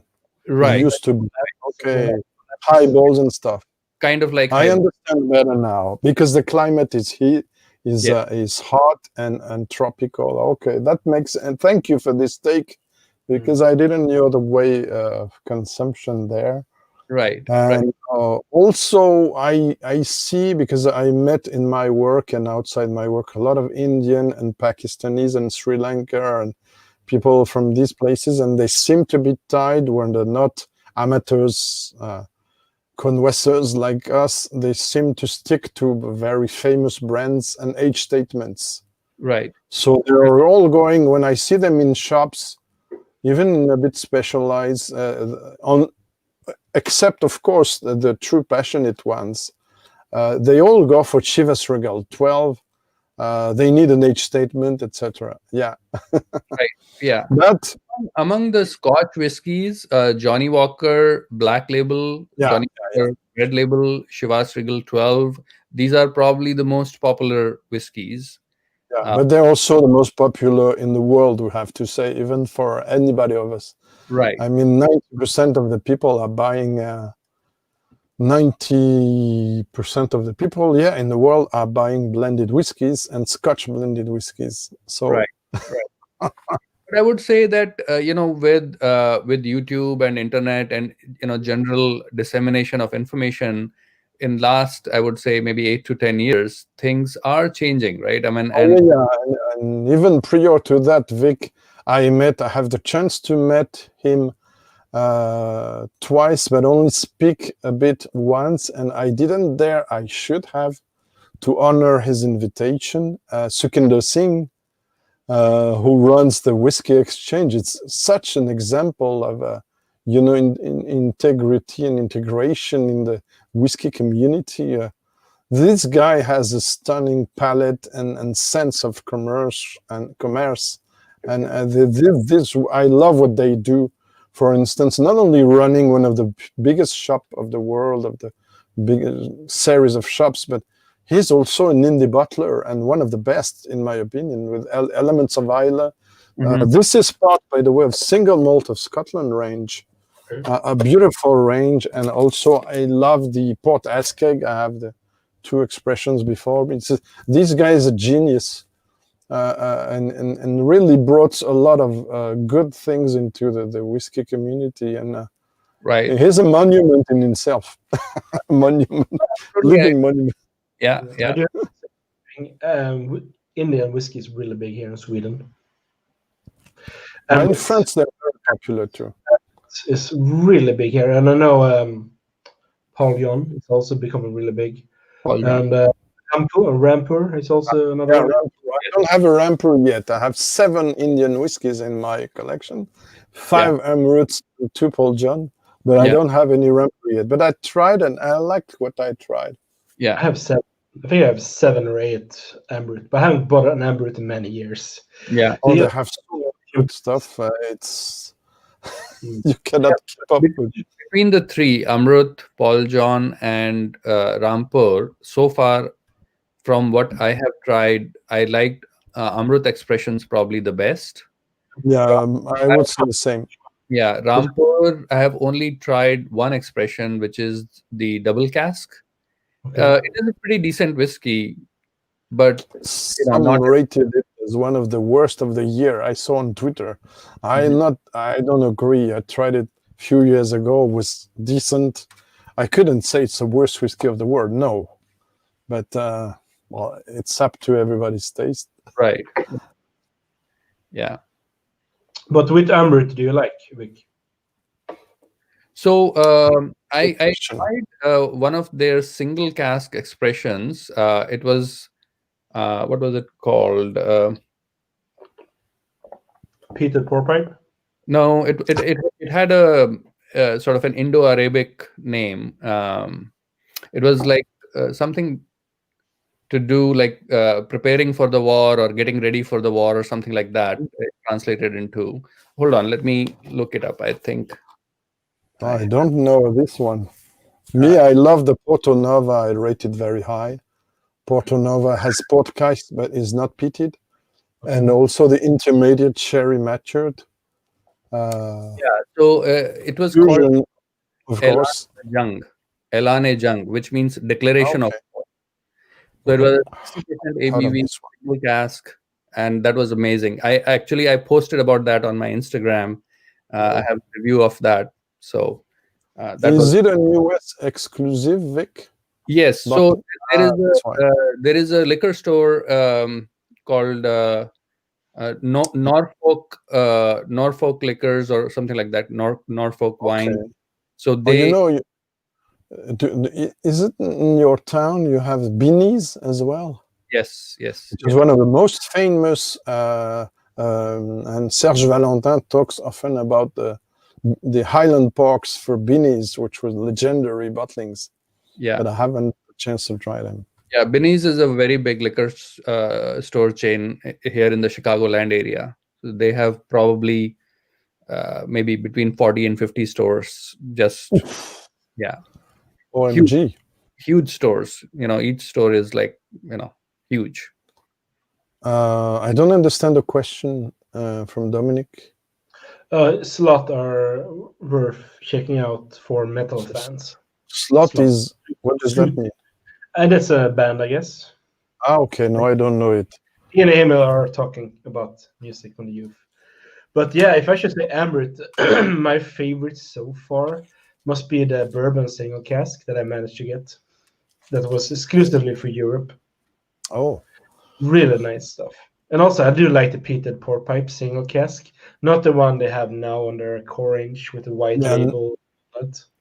Naranji, yeah, Welsh Store talks about Naranji is good, but it's a bit expensive here. How much? And it will be, I saw it around 80 or 100. I said, no, I'm not buying this at that price. Yeah.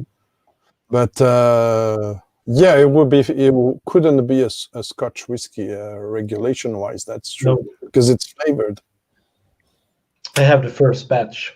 And it's I think a recipe must not be very far from Orangery from Compass Box. I still have a few CL left somewhere, which was an experiment on the Asila, adding some slices of orange peel, cloves and stuff, which is a beautiful whiskey to, not whiskey, but spirit whiskey based to do cocktails and also, like I showed to John when I was invited there, was such a fun time.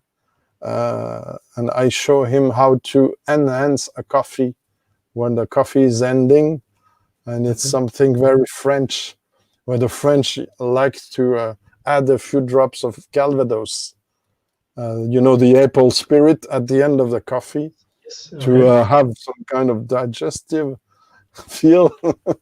And I put the orangery from O'Cross at the end of the coffee we had at the lab, the creating lab in Chiswick, London, near London. And when I was there, and he said, "Oh, that's brilliant, Greg. We should do this as well." And it's called what is it called in French? Ah oui. Pousse café. It's hard to translate. Pousse, it means push the coffee, something like that. Pousse café in French. Okay. So it's too French, so to translate. But it sounded like instead you said push, it sounded like puss, which means kiss. You know. No. It's untranslatable. But I don't know when I talk about that. It's because Naranji makes me think of this story. But I have to try it. But I think I would like it to be less expensive. Yeah, the way it's pronounced, Greg, is Narangi. Narangi. Okay, thanks. Yeah. It's nice. It's nice. So that was like 3 years. Oh yeah, sure. But 3 years in Sharecast that had orange peels in it. I mean, it's 6-year-old Emirates, and that's like how old in? But Walstero, if we compare prices to the most expensive ones, and we don't even talk about Dalmore and Macallan, we're not going to be out of it. So we have to stick to reasonable ones. Metallica. Oh, by the way, yesterday I heard on YouTube there's a guy who's a bass player who posted the entirety of And Justice for All album, adding his own bass lines, because the story maybe when the album was ready to be released. I don't know if you know the story, guys. Lars Ulrich, the drummer, came to the studio and ordered the producer, basically, because they were too famous to... they were so famous they could give orders to the producer. Shut down the bass sound the most you can, almost to nothing. I discovered that very recently. And I was shocked learning this, but I love it. It's one of my favorite Metallica albums. But once you hear this, and if you prepare yourself a bit, you see, okay, they shouldn't have dropped so much the bass line. It makes sense. But it's another debate than whiskey. No, but more pop music. Sorry, though, Metallica did the whiskey with, I haven't tried it, the blackened one. Yeah, I've heard of that, but I've never tried that. More pop music. Yeah, of course. What is kind of ABBA?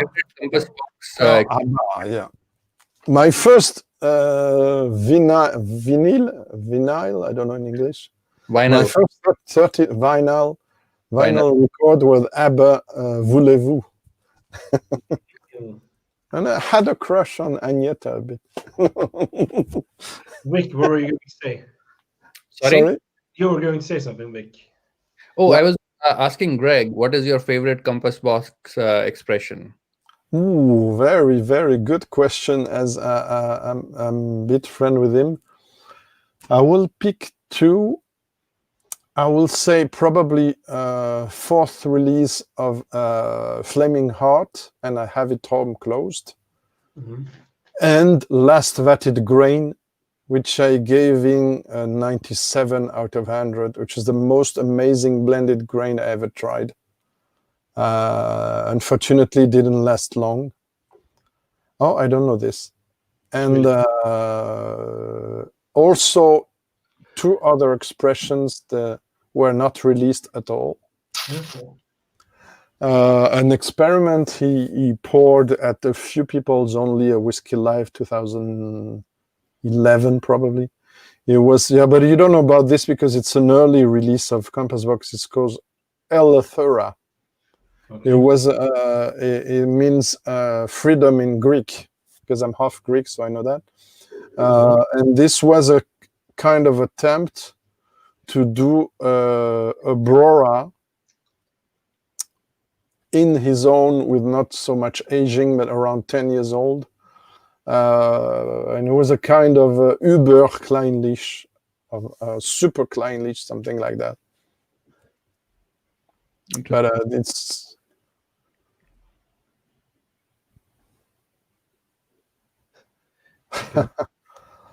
no, not necessarily. I listen to all kinds of music, my friend. I also have Indian music, by the way. There's a bit remote now in my collection of world music, but I have Indian. I love. Sorry. Do you remember the name of the artist? Ooh, I might mistaken every time I go on video. I mistake on names. It's too complicated names. How? There's one finishing by Prasad, which is, I think, maybe flute. I'm not sure. Okay. And also I have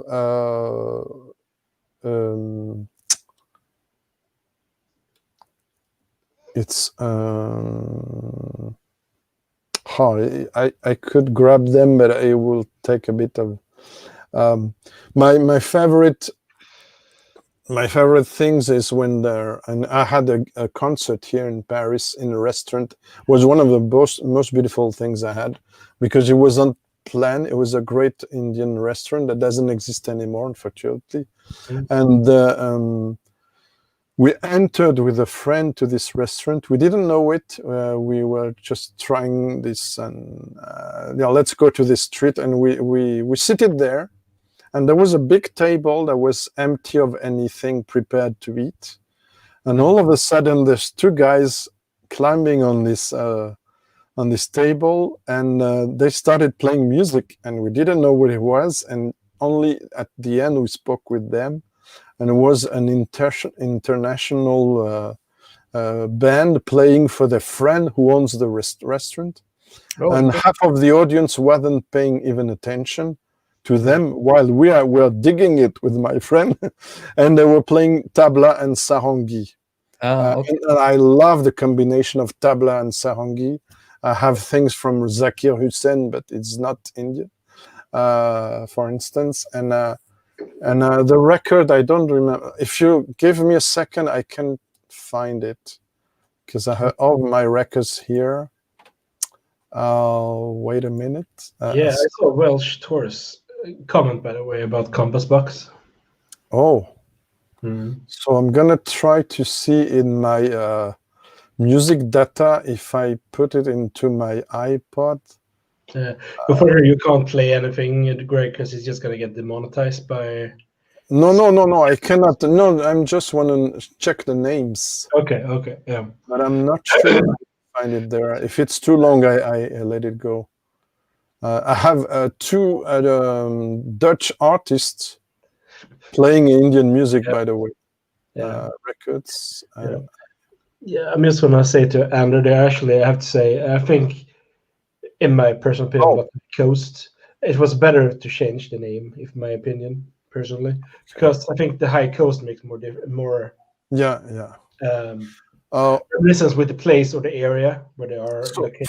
For Vic, this is Ustad, and sorry for the pronunciation, Ustad Asif Ali Khan. The record I have of Sarangi. Okay. I don't know if this sounds familiar to. Right. I think this person may be the son of one of the original maestros, Ustad Amjad Ali Khan. Okay. Possibly. And I also have Ravi Shankar, of course, records and stuff, and several bands. I don't remember the name now, but I love Indian music. I love Indian food. I know some Indian painters as well in France. There's a great abstract one called Visvanadan. But it's not a big international name, so. Yeah. I know sometimes we're worried about preserving your own paintings. So I don't know, have you sorted that out? Sorry, I didn't. I think sometimes you're worried or concerned about preserving your own paintings. Sure. I struggle to promote mine and to have success with mine, to be honest.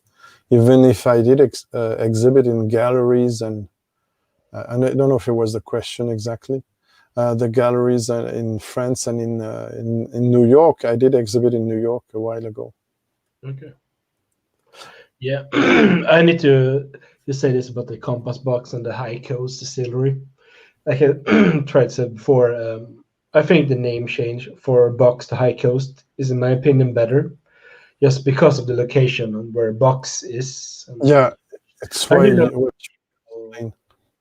did thought a little bit about it, because Compass Box has always been very with their integrity about challenging the Scots what's called Whiskey Association, so it became a little bit like a thing there. And then they were so want to secure their name, which I felt was funny because if I hear Box, I don't think of Compass Box. And I thought, yeah, me too. So I didn't get the thing. Honestly, I talked to the two parts. Yeah. Like I said earlier on to Frederick, it's a bit too private to tell everything. It's a bit delicate because I love both bands, both brands. So I don't want to. But it's a kind of misunderstanding that's more lawyer stuff than the company stuff, if I may say, to make it short. Yeah, but I think High Coast did go out as a winner in the end, though, because the name is so much better for the Okay, if you say so, I'm with you. Yeah, because it is called Höga Kusten, which would be exactly the name from Swedish to English. Höga would be to answer to Anders Garcia, if I understand well, it was not that way that it worked. But I don't want to put anyone into trouble. But I understood it was not the way this happened. It's a kind of misunderstanding between the two companies. And John, I know John. John is a friend of mine. I think I can say that. John Glazer. He was very annoyed by the story. And if you know the guy enough, you know it's not the kind of people who's going to mess up quickly with everyone for a reason. So but I love the two brands. I love that. I have them home. So I'm not going to go further in this. It's a bit delicate, but I will say one thing though about Welsh Tour. He's talking about Highland Park. Can anyone please write in the comment section Highland Park I should try? Because I must be very honest, I have not tried in Highland Park yet that I liked. Or found to my liking. So if anyone knows any good Highland Park that I should try, please. Yes, I will send you some. But like I said to some people, I have 4 parcels to send, and I'm running out of empty samples at the moment. So you have to wait a bit. But I will send you one spoiler that have been recently covered by Malt Reviews, and it's cost now several €100 to get it. I feel blessed. Still have a bottle and a bit more than that. So. Yeah, because I have tried like 4 Highland Parks yet, and I have actually not tried. I don't know if I can reach it with the mic and the cables and stuff. Thanks to you, Daniel. I have only tried the Highland Park 12 and 18-year-old. I do all of the 16-year-old Twisted Tattoo, but I haven't found it yet. I've heard good things about it. So, okay. Yeah, I have not tried it because I tried the Fire Edition, the Ice Edition, the Dark, and I tried what's called a single cask. I tried a sample of, but they have never been to my liking so far. But not from the core range, though. So that's why I'm wondering. Yeah. Oh, an 18-year-old. Well, one of the best 12-year-olds, in my opinion. It's a very approachable, very nice, interesting whiskey. Yeah. Nice, Greg. Old bottling. Oh, we can't hear you, Greg. Yeah. Okay. Well, it was a bit too far. Okay. You hear me? Yes. Yeah, I hear you. Very good. So yeah, it's a legendary one, though was €60 12 years ago. Okay. So that's why I secured some. And for me, it is amazing how this is close to the Yoichi 12, which I love as well. And I believe Masataka Taketsuru tried to match this. Try to match this by doing his distillery very northeast. Yeah, that's for sure. Now things are different, but I agree with Vic. I don't know if you hear me. Do you hear me? Yeah, I hear you. I hear you, Greg. I think you're breaking up a little bit. Okay, wait a minute. Change.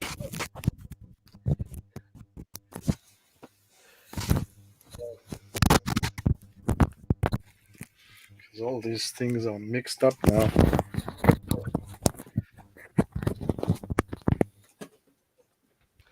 We can put some drums here as well when you're doing that. Is it okay now? Yeah, it's okay. Yeah, better. Okay.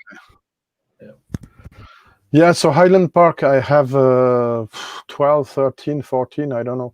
I have to do a rundown of Highland Park. There's a big topic about Highland Park on my website. Check it out. I agree with Vic. I recommend the 12. The current 12 is still very good. One of the best 12 years old in the market. You don't like this one, Frederick? I haven't tried any of the orange. That's the thing. I want to try like limited edition ones. And it's easy to send you a 12. I have. That's why I'm asking, because it's not a fair thing to compare with limited editions, special editions. But I was really disappointed with the Fire Edition, if I should be honest. Oh, yeah, it's not interesting. And no, it's way too expensive for what it is. Yeah, it's a limited edition with 28,000 bottles for 200 euros each. Seriously. What are they doing? I've heard the dark is probably good. Okay. Yeah, it wasn't to my liking though. No, a bit too wood tech, if you ask me, and it didn't work very well in France. I still see it on the shelves with a low price and stuff. I will send you, Frederick, will send you 12, the 18, and also exceptionally, because you send me beautiful stuff, the 16 Thor that I can't show you because it's remote with the Viking thing. Super expensive now. Yeah. You saw it in one of my videos, maybe, or live shows. Check it out. Yeah, I have seen you reviewing it. I know I had what's called Freya. The one it's less good than this one. Yeah, we had it in our Systembolaget where we buy our alcohol here in Sweden. When that one was out, I was actually looking at it and was like, should I buy it or not? No, I didn't. I hadn't tried it because of the pricing at that time was too high. The Thor is better, and I got it way less expensive than it is now, 600 or 800. I had it on 115 euros when it was out. But Vic, I do like that you like the dark one, the dark Highland Park, because that's what I like about the community. That we all like different stuff. Well, I've heard good things about it, so I was just wondering. As I said, I've only had Highland Park 12 and 18, and I have a bottle of Twisted Tattoo. That's it. Okay, it's a very good start, and the Twisted Tattoo is one of the most. I'm not very much into wine finishes. I think it's one of the best wine finishes around, value-wise. Yeah, I've tried it. Can't say it. Not a masterpiece, but I don't know if I'm gonna try the Big Pit now. The nose is too aggressive. Okay, I do have one peat whiskey here, but I'm not sure if I should try it due to the. Okay, I have to check what happens when the nose is weird. I blended these two. Yeah. Oh, what do you have? So I have the Deanston Cream Sherry finish and the Tamdhu 15. So my first drink was Deanston Cream Sherry, which is a cask strength, 13-year-old. And the second drink was Tamdhu 15, which is 46%. And my third drink, I poured, maybe 1/3 Deanston and 2/3 Tamdhu. I mean, just eyeballing it. And I like the best.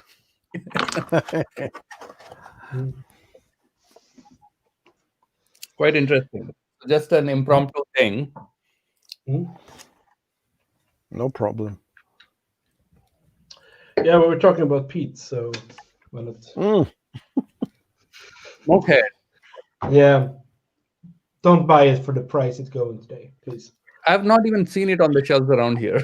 Oh my No, god! but it's overpriced today. It's so overpriced today. I thought it was water, and I had it right away. It's so clear. Yeah, it's dangerous. But it's good, but something's not going very well. Okay. Smokehead 18-year-old, extra rare, Smokehead. extra expensive. You know, because Most it's probably rare. Lefroy. Yeah, I some think. people even did argue that it's Ardbeg. I have no idea. Oh, Ardbeg 18, I doubt of it considering the price. Depends what year you bought it. So I bought this one 2015 or 2016. So No, well, it depends also, I've been told. If it is less than 3 years old, it seems companies can buy in bulk very young Islay stuff before it's aged properly to be called whiskey, and then they recask it and rebottle it under other names. But I can tell you right now, I bought this one for 70 euros, I think. Okay, it's probably less expensive than here. Oh, 30. It costs. And is it good? It costs. I think I've seen prices now up to 170 euros for this one. Oh no! And is it good? It's okay. It's a smoky whiskey. It's supposed to cost 70 euros because it's just a peated Islay, basically. It's not something extra extravagant or whatever you call it. I mean, it's trying to sell itself as a metal thing because of the whole smoke head name. Yeah. They changed the packaging. First packaging was very bland, and now there's this skull in it and all that. But still, yeah, it's okay. It was a long time ago. I had it actually. What do you think of the Kilkerran 16-year-old? It was good, but I need to get my palate in order to more assess it. But it was good. I'm gonna move to the bottle Vic has, Campbelltown, Glen Scotia, this year. Port, Tony Port. Tony Port finish. Yeah, so around minimum 10 years old port, something like that. Yeah, I still haven't reviewed. Yeah, the Tony Port, Glen Scotia. Still haven't reviewed. No, I mean 10 years old. Yeah, the port before the must be aged around 10 years old, right? It's good. You know, so Jesper says that he has the whole range of the smoke. Interesting. I mean, they have the Sherry Bomb, I think it's called. That's the one I was interesting. I tried it in a pre-show press presentation. It was nice, but not necessarily worth all the price they ask for. Okay, good. Okay. So I take it. If it's gone now, I take Welsh Toro. It was good.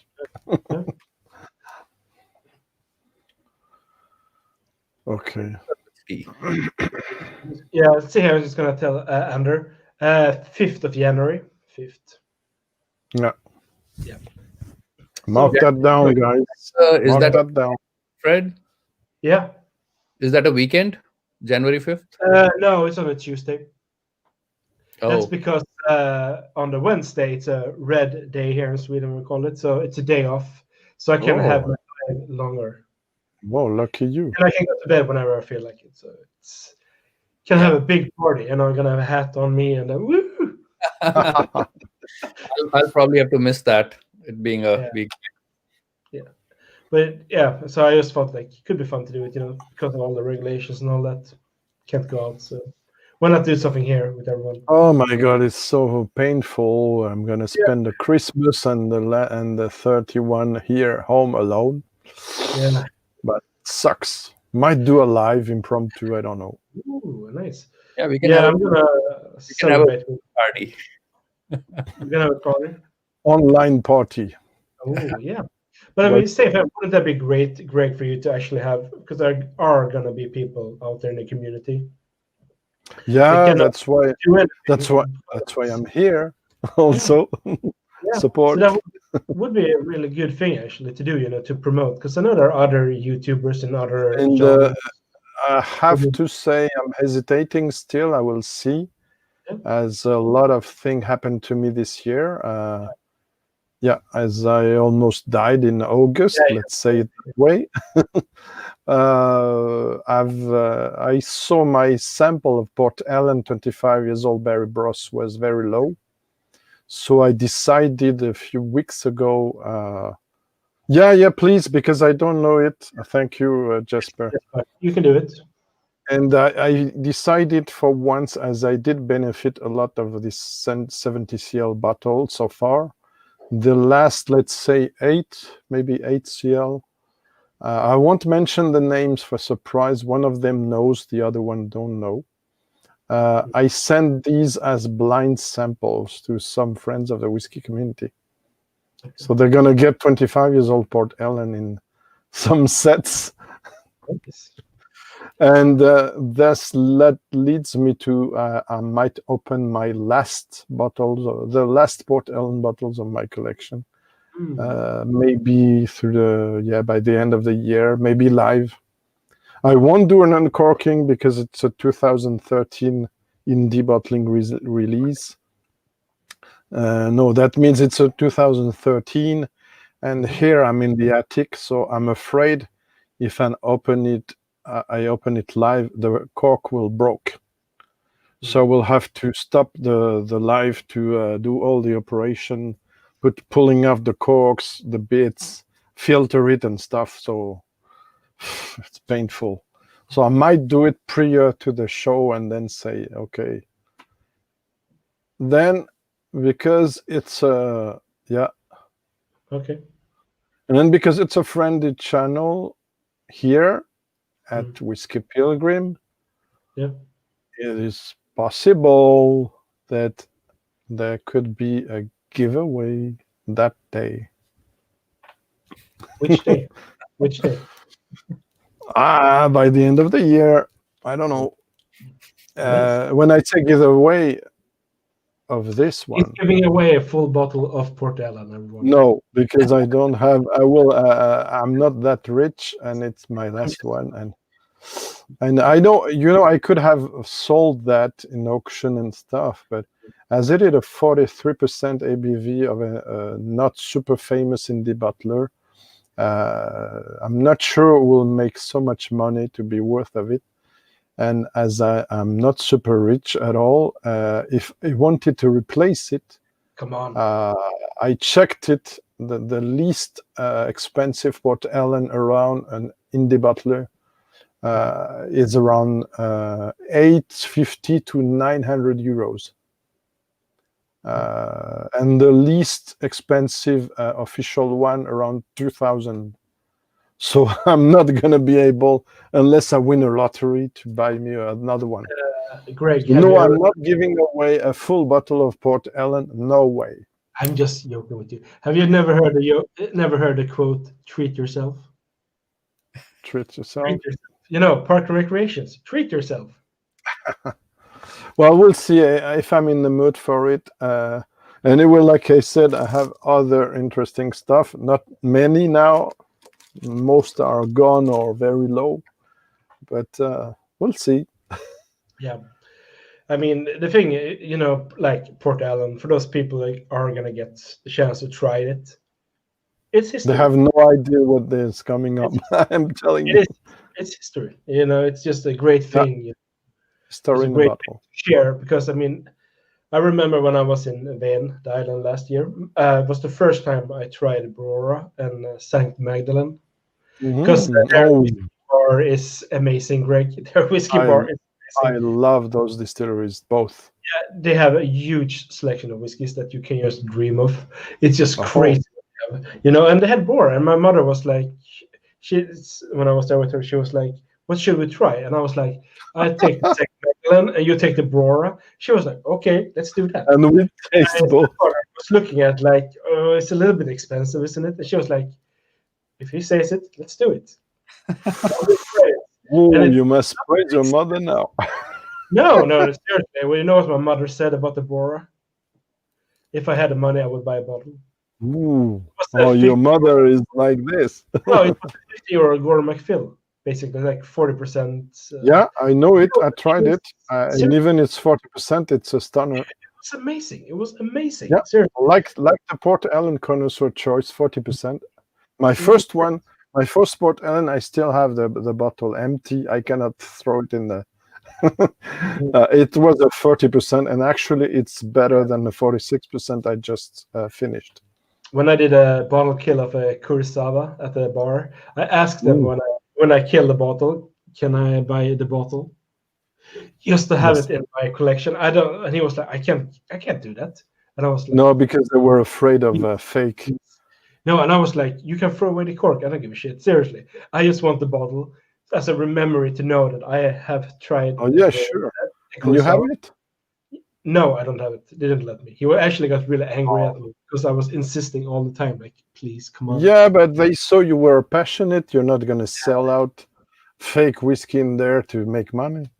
So it's a pity. Yeah, that's how it is. I'm still thankful to have tried it and entered on a bottle kill on that bottle. That was really cool. Nice, very nice. Well, I still have some Cariza, but the bottle is buried somewhere in my stuff, so I don't know where. So I cannot show it to the people, so they can. Some might not believe it's so. Vic, have you tried Kurosawa? Nope, never. I don't agree. Prime whiskey. I've seen it on the shelf and I passed on it a few years ago, but I do regret it now. I should have picked it up. I thought it was too expensive. But I understand why he says that. Prime whiskey says that. It's because the company, the Diageo itself, didn't trust. So they, in fact, you know why Port Ellen was shut down, right, guys? Yeah. I just want to say cheers to Jesper here. Let me understand what he wrote first, but cheers. When I'm gone. Oh, yeah. I agree. Oh, my God. Whiskey for I told her I paid for it. Honestly, as I live alone, I have no idea what my whiskey is going to be when I will die. And it's a worry. Yeah. That's why you need to share it as much as possible. Yeah.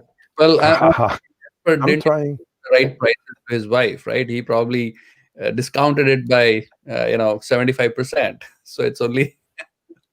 It's same here. I have opened bottles, a few ones only, mind you, that if they were closed, I could sell them for thousands of.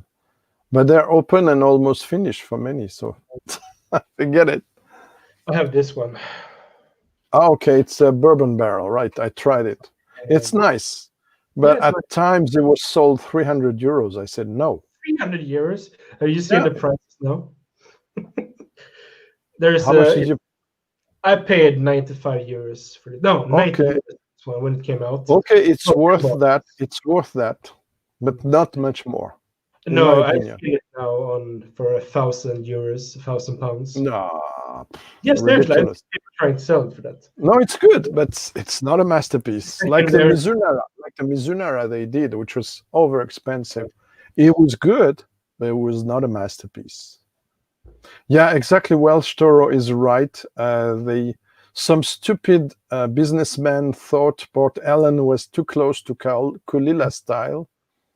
It's not totally wrong assessment.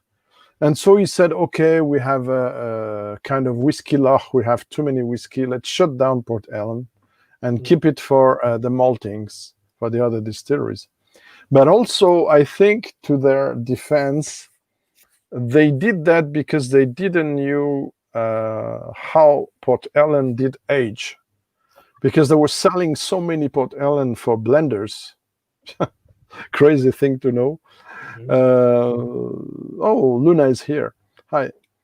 Hi, Luna. They were selling so many Port Ellen juice for blenders, anonymous Port Ellen, let's say, undisclosed almost, that they were not letting it age over 12 or 15 years.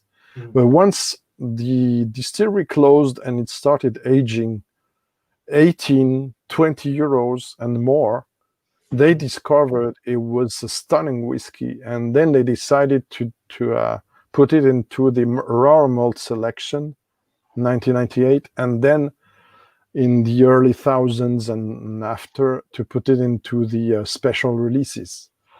And then as I tried a lot of them, I discovered they were insanely good.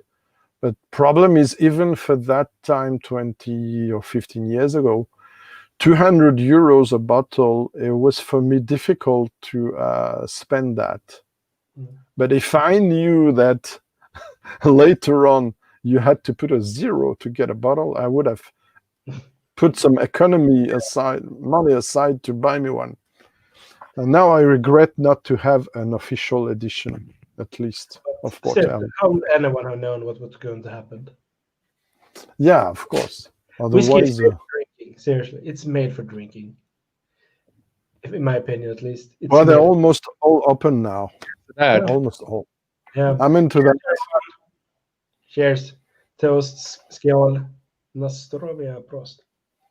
Santé in French. Santé. It's to your health. It's the same. Yeah, no, yeah. I do have to say, my godfather, he has been a guy that liked to buy a lot of alcoholic beverage throughout the years. When we were cleaning out his attic a few years ago, like last year, I think it was, we found a lot of Glenfiddich 12-year-old from the 80s or the 70s. Even though they were Glenfiddich from the 70s. It's very interesting, By the way, Luna, nice one. This is yours. I'm trying just now. Or you're coming up just now, so it's insane.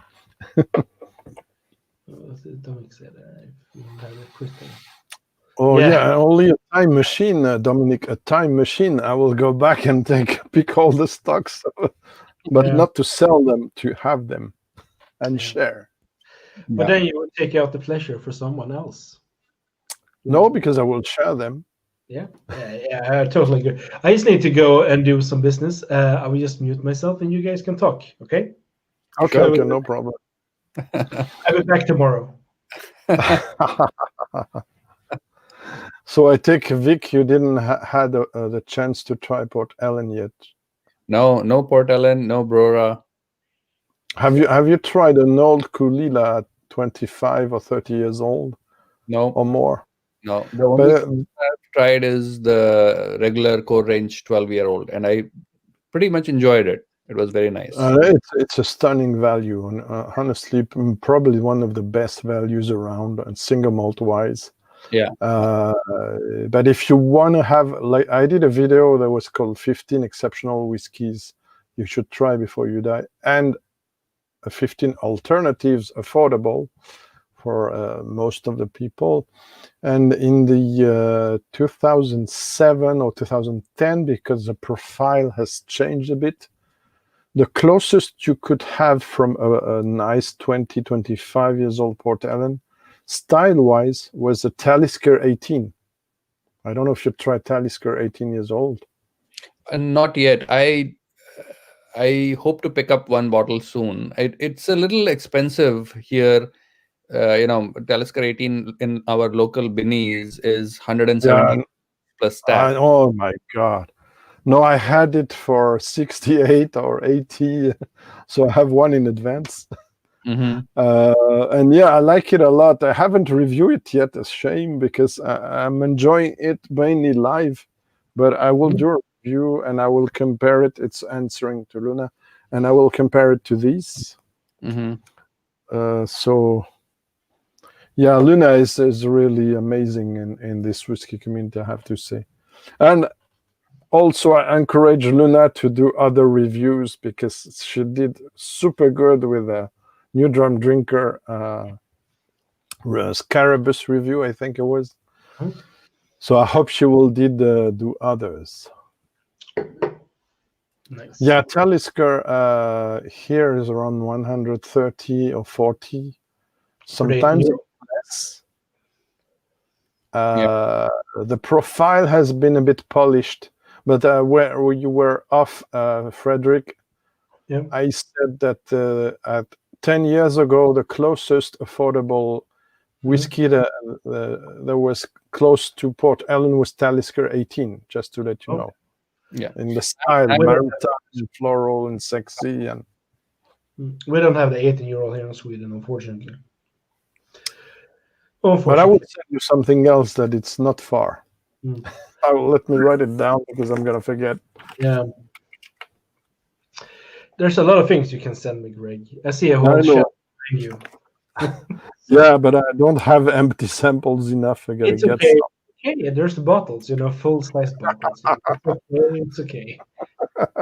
I know the Malted Man Cave has told me that also. Yeah. I mean, sharing. The different Luna Talisker 18 is much more matured, polished, and rounded, a bit buttery. Now more buttery than it was 10 years ago. The Dark Storm, I haven't tried it, but I have the Storm, which may be more balanced than the Sky, by the way, that I like also. But get the Talisker 10 because it's now in France devoted only to retailers, but it's not discontinued. And I believe it's still very good. J'espère. Yeah, thanks, Jesper. Yeah, for me too. Send me some as well. That would be lovely, Jasper. Yeah.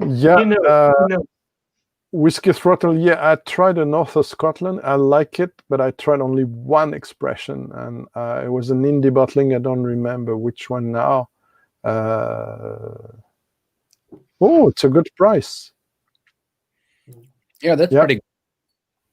Here in the US, it's very expensive, at least here in our state, in Chicago area. But absolutely, I recommend the 10. And also, I showed one again. I'm afraid to cut the. So, well, you have to look at my video. Sorry to say that again, advertising about Port Ellen exceptional whiskies and stuff.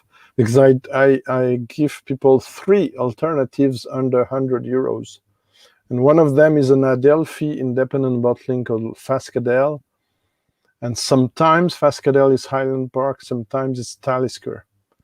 And I have both, by the way, but the one I recommend as an alternative to Port Ellen is the one which is batch 1, I think.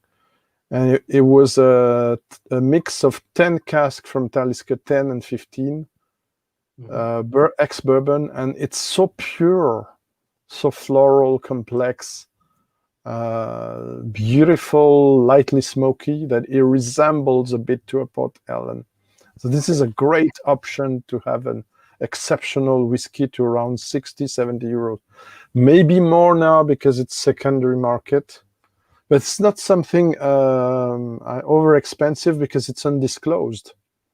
And guys, I would like to tell your audience that everything undisclosed can be very interesting price or value wise, because when they do not state it, it's less expensive automatically. So when you do your searches, what is this? For instance, Breath of Isla from Adelphi is awesome, and this is cost less than if you buy Ardbeg 21 or stuff like that. So yeah, Talisker North 57 North was awesome. I still have some. That's going to be discontinued. And of course, the 10 was, I don't know, both are very Talisker-ish. So, I tried that one, the 57 North, and I tried 2 25-year-olds. One was a cast range, I remember. Oh, there were more than 2, my friend. I tried them all, they're beautiful. Yeah. That was really good, but I never tried a 10-year-old. So it's like I was end up trying higher age stuff for some reason. I don't know why. Right behind me there with the maritime tube. Use our I really enjoy Talisker 10. I do enjoy Talisker 10. I mean, especially at a bar when I don't know what else, when I can't decide, usually I end up ordering Talisker 10. Let me show to Luna. I'm sorry. I'm going to cut my mic a second. 50-year-old single grain. Wow. Cool. Have you opened it, Daniel? Because you have quite a cool collection. Have you seen this guy's collection, Vic? Whiskey Throttle? No. No, he has a really cool collection. Cool. Yeah. How can I see that?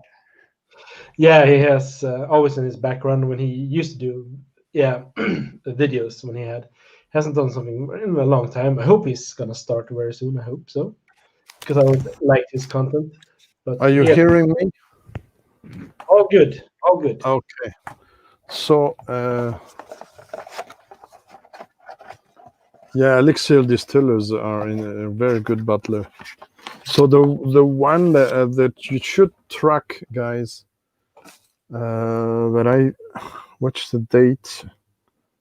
The bottling date I have to check. 2009, I'm afraid. Is this one, which is from Adelphi. Okay. It's Fascadel, but some are Highland Park, some are Talisker. This one is Talisker. This is batch release 1. To let you know, number of bottles might tell you which release it is. I don't know if it shows 3,797 bottles. And it's 46% ABV, non-chill filtered, non-colored. And this shows when you watch the 10, which is chill filtered and colored, but still very good. Because there are 15 years old casks. If I show you, this is the colored, this is the uncolored, but this one is older, believe it or not. Adelphi bottlings are very rare to see here in our local market. I mean, well, in France too, I have to say. In France too. Yeah. Like I said, I'm not tried that many Talisker except those. So that's the problem, I think, when you have your whiskey journey. It's like it's like when I started my own. I mean, I had no one really to guide me. So that's the problem. I started with some, and when I went to whiskey festival, it was always like, we're gonna try. Well, you have to have some mentor. I had one, so it helps. I didn't have anyone. I had some books I bought, but big collector who helped me. I say five years. I met him 5 years after my starting of discovery of whiskey. Even before then, I've gone to Scotland. I was invited, so I started to be more demanding and searching for more stuff.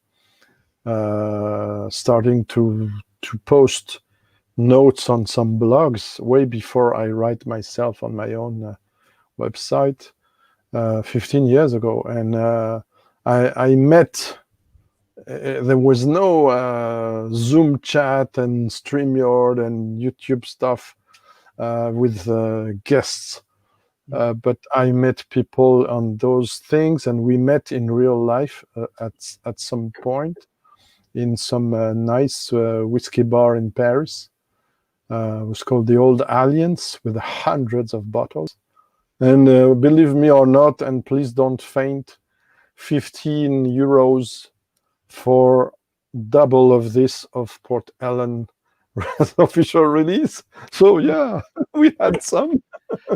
I can tell you, Greg, I was at a whiskey festival in Germany, 2017, I think it was, and one of the people there that was standing there had a ton of whiskeys from their own independent bottler. It was a German. I don't know which one it was, but you paid €3, only €3, and you could try whatever you want. Wow! No way. How much you wanted? And they had like €19 single cask Glengoyne. No way. Well, yeah, seriously. I never seen. Why so cheap? Yeah. I'm surprised. Yeah, you know what they realized very soon? That they had the most people at their place.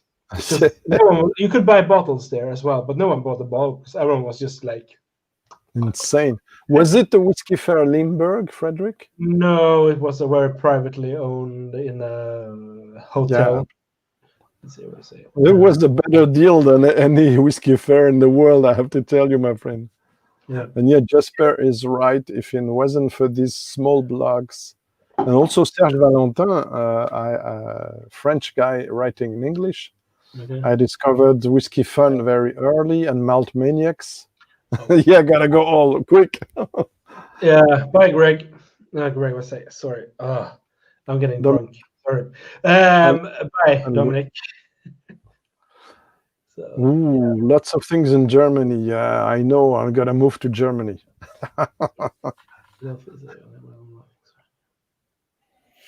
Yeah. Yeah.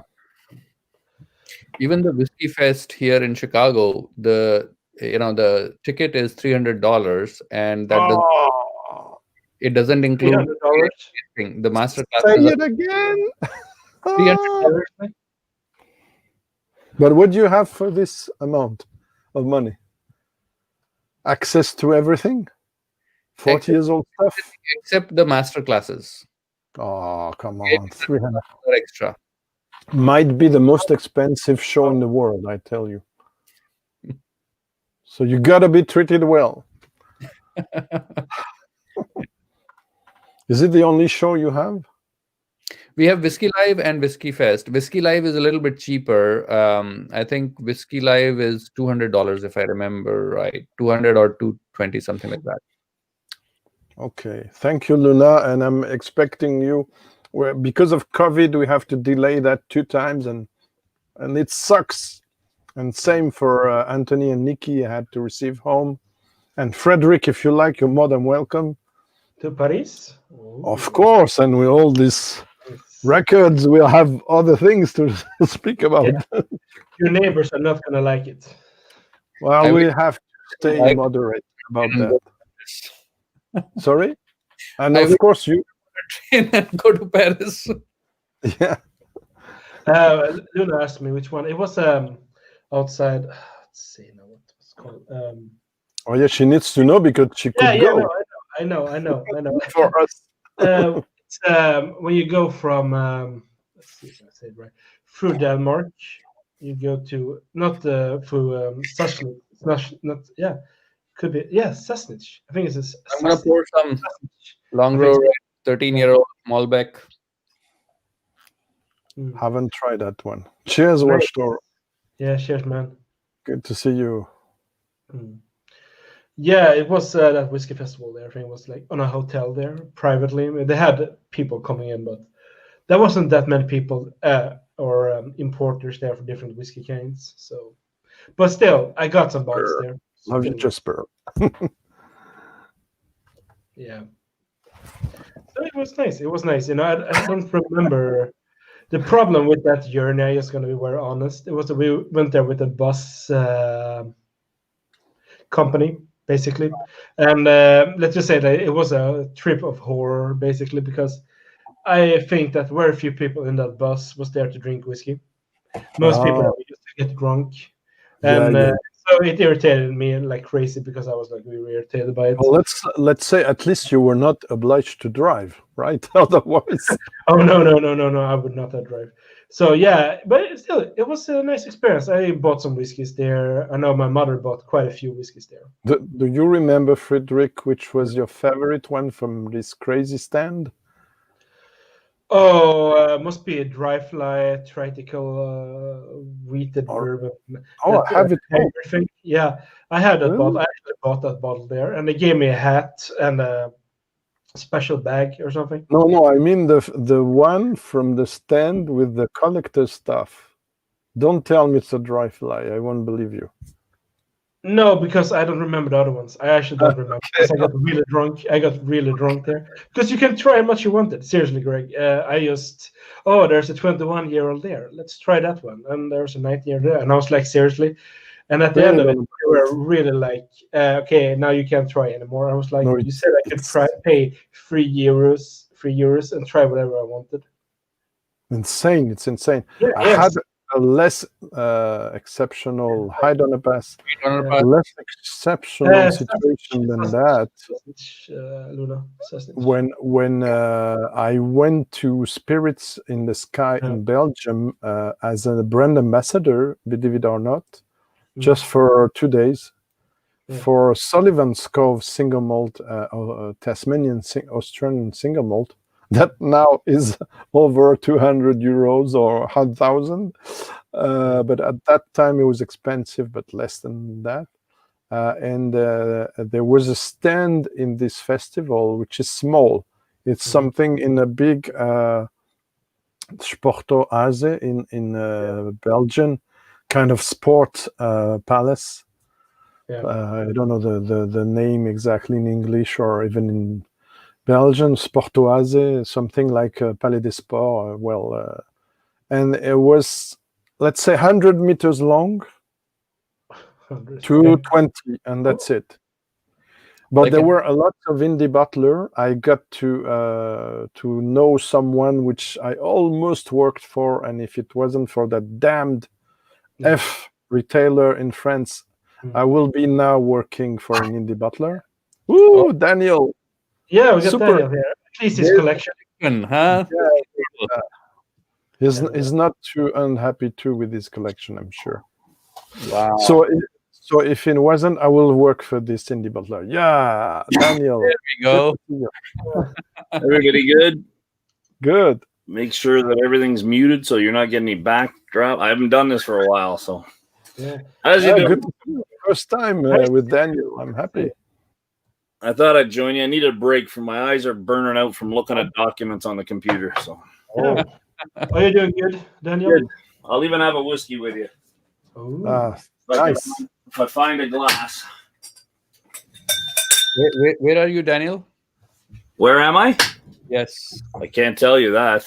Now that you see what's behind me, why would I say anything to you? I don't know you from a hole in the ground. I just know you're in Chicago. That's the first knock against you. You're probably an engineer. No, I'm not. Roy calls me the John Wayne of Canada. Nice. Anyway, I am in Canada. There's your question. That makes sense. Yeah, and I'm gonna pour this Glencadam, 25-year-old. Nice. Is it Hunter Lang, right? First edition. Yeah, edition. Are they Hunter Lang? Oh, Andrew Lang. Yeah, they're not Andrew Lang. It's not Hunter. It's the son, I think, maybe. So this was bottled exclusively for a liquor store here. Okay. Oh. One of 177 bottles. It's 48.7%, and it was $100 cheaper than the Glencadam 25-year-old release. Nice. And it's no sherry. It's 100% bourbon single cask. Did you see this earlier on? I saw it, but I couldn't hear everything you were saying because. Oh, sorry. It was for Whiskey Exchange 2010 anniversary, single malt of Scotland, Glenallachie 35. Nice. And I tried it already, but I'm waiting a bit to open it. I don't want to sell it. And I also showed this because there's still people who don't know it. Less expensive, but I heard now 300 euros. I saw that too, yep. I saw you showing off. I thought that's why I'd come in here and balance it, you know, can't let the French guy solve everything. Here, we'll turn a light on behind me. I love it. It looks like a whiskey library to me, and I love it. It is a library. That's all. These are only book covers. That's all there are. Here we go. We'll pour that one next. Empty inside. Yeah. Okay, yeah, we see you better now. Yeah. I would love to make a whiskey library of my own, but I'm not there yet. You will. Someday. One day. I missed. Daniel, did you see Whiskey in the Six celebration video? No, it was too late. I forgot all about it, and work was kind of taking over my mind, and I had a friend over for dinner, and okay, I just kind of crashed, you know. Yeah, Luna. Yeah, and I know Luna. She's right. She's been around and in other chats. It's not like it's not far, right, from where you are, Chicago. I don't know where you are exactly. Chicago. If I was on the border of Ontario, it would still be, I think, 5 hours, 6 hours to get to Chicago. Ooh. Okay, now, and I'm in Alberta. Oh, okay. Okay. I'm nowhere near Chicago. Chicago doesn't even register. With a nice distillery that I still haven't tried anything, except maybe Whistle Pig 10, I guess. Which is funny that you bring that up, because Whistle Pig on their website now uses, just look what they say about where they got their whiskey from. Alberta, they admit it finally.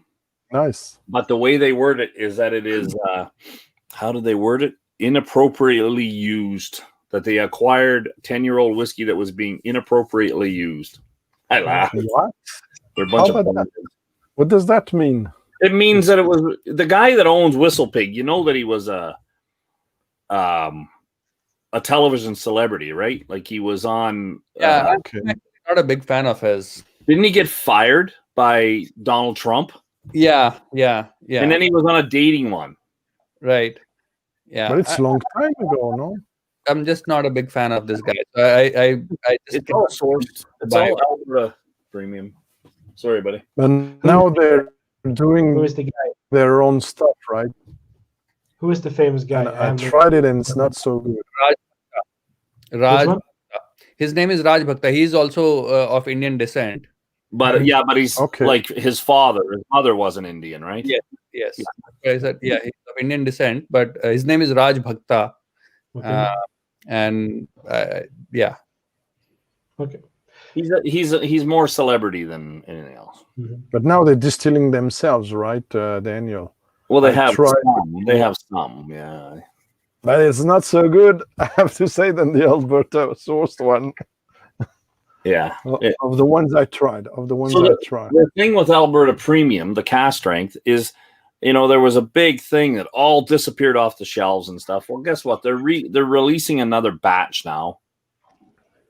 Right? So what do you do? What are you going to do? But all this doesn't come to Europe. Have you? Boss Hog? I haven't heard of that one. They have. I got one bottle of Boss Hog in here because it was cheaper here than they sell it for in the States. Okay. Right? 300 euros, I heard. It's $500 here, Boss Hog. Oh. Well, good. I bought it for $300 Canadian, so that's about the same.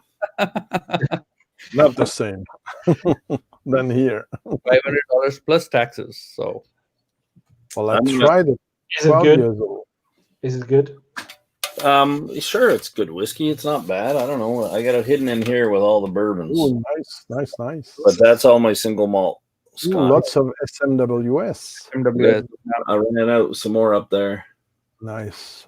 I don't like do you like the recent labeling with the strip? I don't like it. Oh well, I don't care. Lots of too young.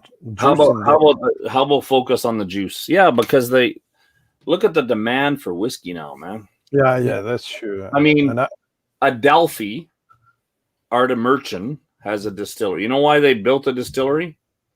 Well, I was at the distillery 2 years ago. They bought it because they need spirit, just raw spirit, to be able to trade for whiskey.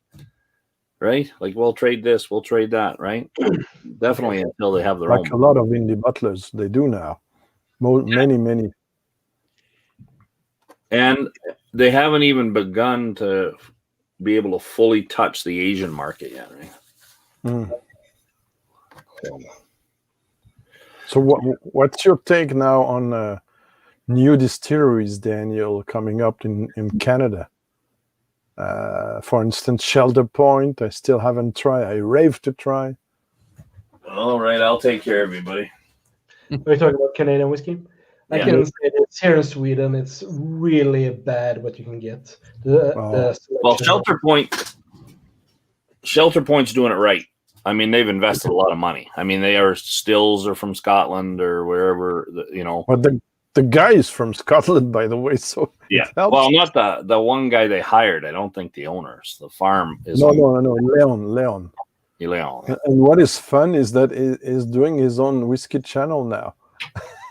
Sometimes he speaks about the Shelter Point. Other times it's just having a whiskey of any distillery he wants, and it's fun watching him talking about whiskey because he knows the stuff better than us. He knows the stuff. Yes. You need. Also, I don't have it. Maybe I do have it. I'm raving to try this. It's one of the distilleries I'm most looking forward to try. I'm crazy about it. It's totally silly, but you just want to try it simply for the bottle cap. Yeah, love the bottle. You know that cap? Is that glass? Yeah? It's actually glass. Oh wow! Yeah, so I saw a Food Quick report on full report on. I have an interview with their manager. Why did you not watch mine? What am I, dirt? Well, where it is in your? It's in my videos, right before my interview with George S. Grant. Mm-hmm. So you have a YouTube? What do you mean? I have a YouTube channel? Yes, a YouTube channel. Of course, he has. Who's Greg Whiskey Guide anyway? Never heard of this guy. Let me check it right now because I'm crazy. I didn't saw it. It's not very good. It's not very good. It's very bad. Most of them will be deleted. No. I do have to say that live you did with Know Your Whiskey and then Swami. Oh, it's the Whiskey Throttle Show. Okay, let me just. No. Wrong one, my friend. Those are guys all about motorcycles. So I ride motorcycles, right? Yeah. So the name Whiskey Throttle comes from the when you're out of control on a dirt bike, right? They call it whiskey throttle. You're like, whoa, right? Because what happens, you're on a motorcycle, you grab harder on the handlebars, but that also is what controls your throttle. So anyway, they call it whiskey throttle. So the Whiskey Throttle Show is about motorcycles and other stuff. Mine is Whiskey Throttle, one word. I haven't even looked it up in a while. I probably forget what I'm supposed to call it. Okay, let me check again. It's my logo, right? Yeah. There you go. Okay, I just subbed and look at it. I didn't knew it. Sorry. You didn't know it, eh? My heart. A little bit of heart. Can I just be very honest? Daniel used to have some of the best lives with him and Swami, and because it was very unpalatable and it was very raw, and you said what you thought. I thought it was very funny to watch. Especially I'm not going to take any crap from Swami. Anybody that does should. It's such a fun to watch, honestly. Especially the one he asked for bashing. That was really fun from everyone. Yeah, he called me. I laughed so loud on this one. The host for the, what do they call it? For the toast. Yeah, and it was amazing how some very polite YouTubers couldn't even manage to be unpolite because it was not in their DNA. Mark, of course. Mark Whiskey Whistle, yeah. I love that. Yeah. So cheers, everyone. Also, I have to say, we're not used in AU or close to AU channels to swear so much than in Northern American, especially the United States one, where there's a fuck every 5 minutes. A lot of things are much more serious over there. I work with I work for an Austrian, now almost Brazilian company. And we had a German guy come over. This is probably close to 20 years ago. And somebody made a mother joke, And he's like, excuse me? Like where I'm from, we don't say bad things about our parents. Even in a joke. And he was hardcore serious. And this guy had full sleeve tattoos, all black and white, almost everyone on the skull. He showed me a picture of his Harley, which I jokingly said, Harley Davidson, that one's made in India. And then I showed him a picture of my KTM, which is made in Austria. And he laughed. He says, made in Czechoslovakia. We got along. We did a good joke, right? But he knew the whole story about his village or wherever in Germany had a Hells Angels club in it. Awesome. And at some point, there was a battle between those Hells Angels and another bike gang. And basically, the mayor called the German military and said, I've got a problem. And they sent the military in. And they didn't get rid of them. They just said, you guys better get along or we're taking you out. So he knew a lot of stuff. And he gave me some music that I think is a band that was banned in Germany. You might know them, Whiskey Pilgrim. In English, they would call themselves the Bad Uncles. Okay. Oh, I heard of them, but they were apparently real skinhead type of stuff.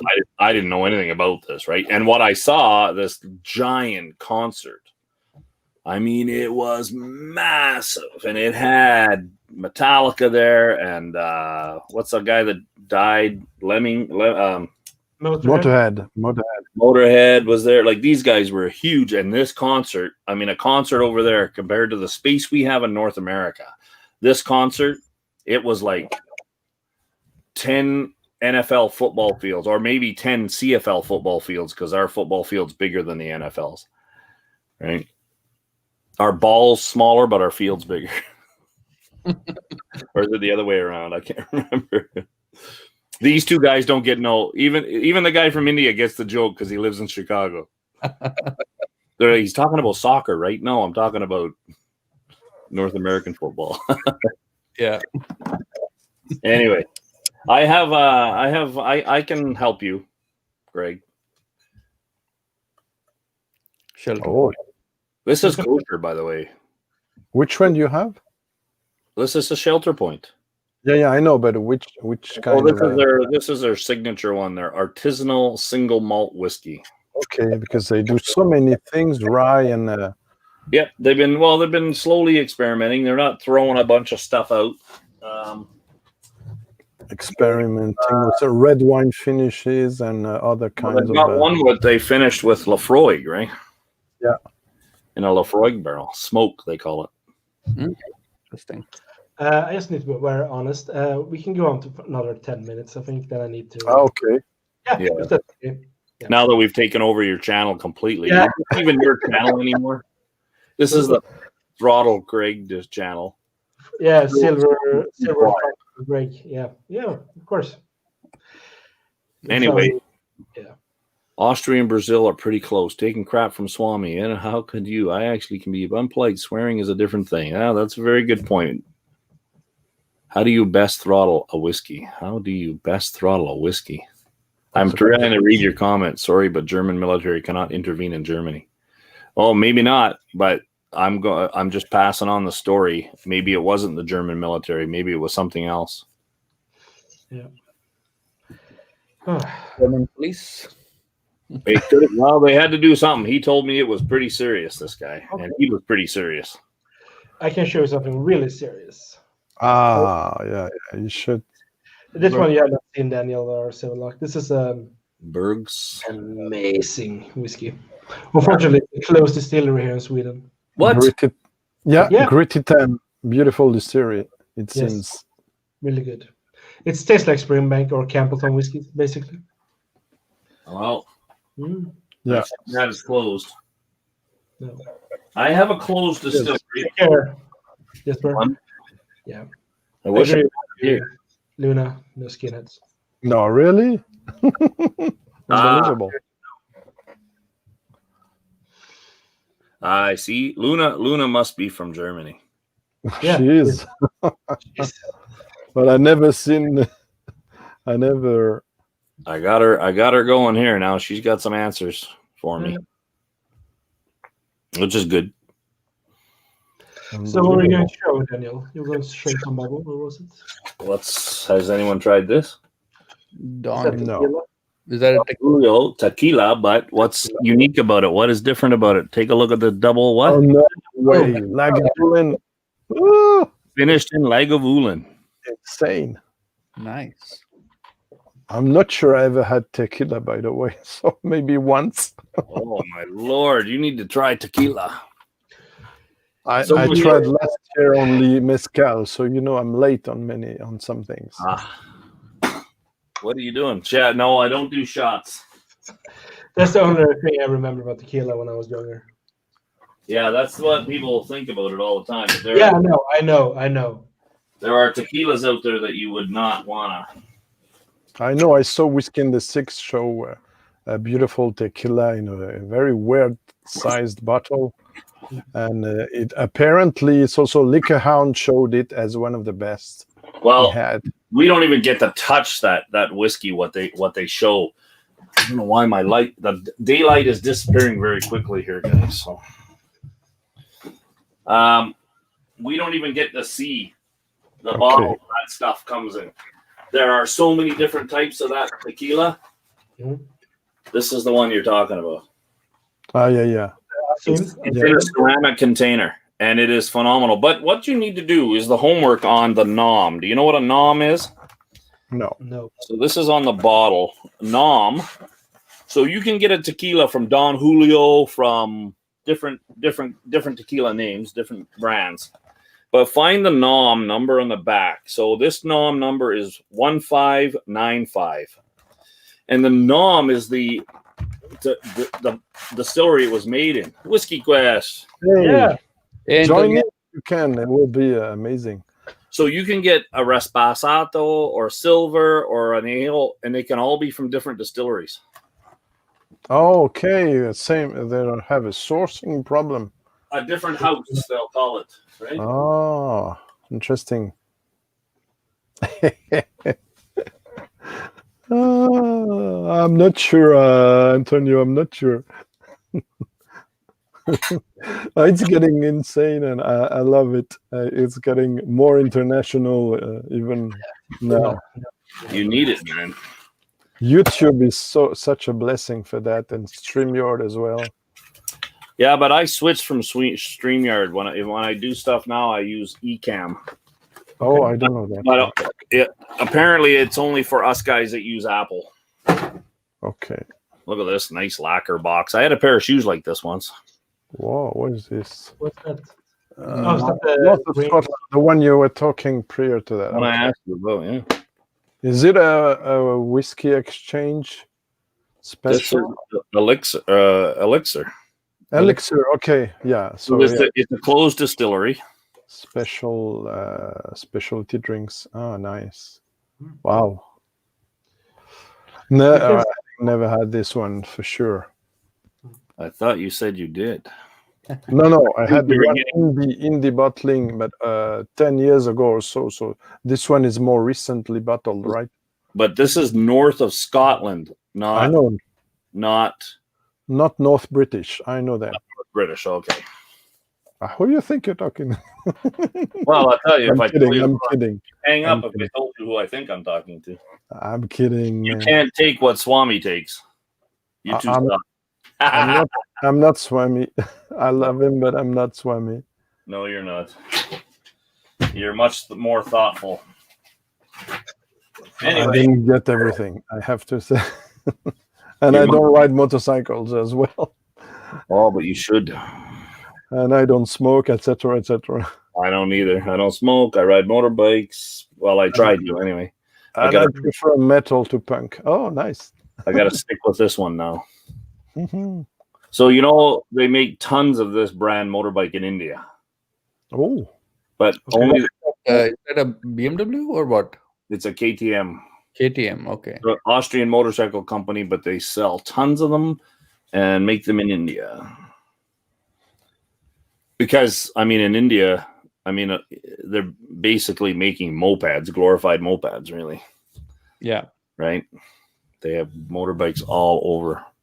Oh, yeah. What's your take on Indian whiskey, Daniel? Do you have some Amruts or Paul Johns? Or? Oh, I have an Amrut or two. I think they're very good.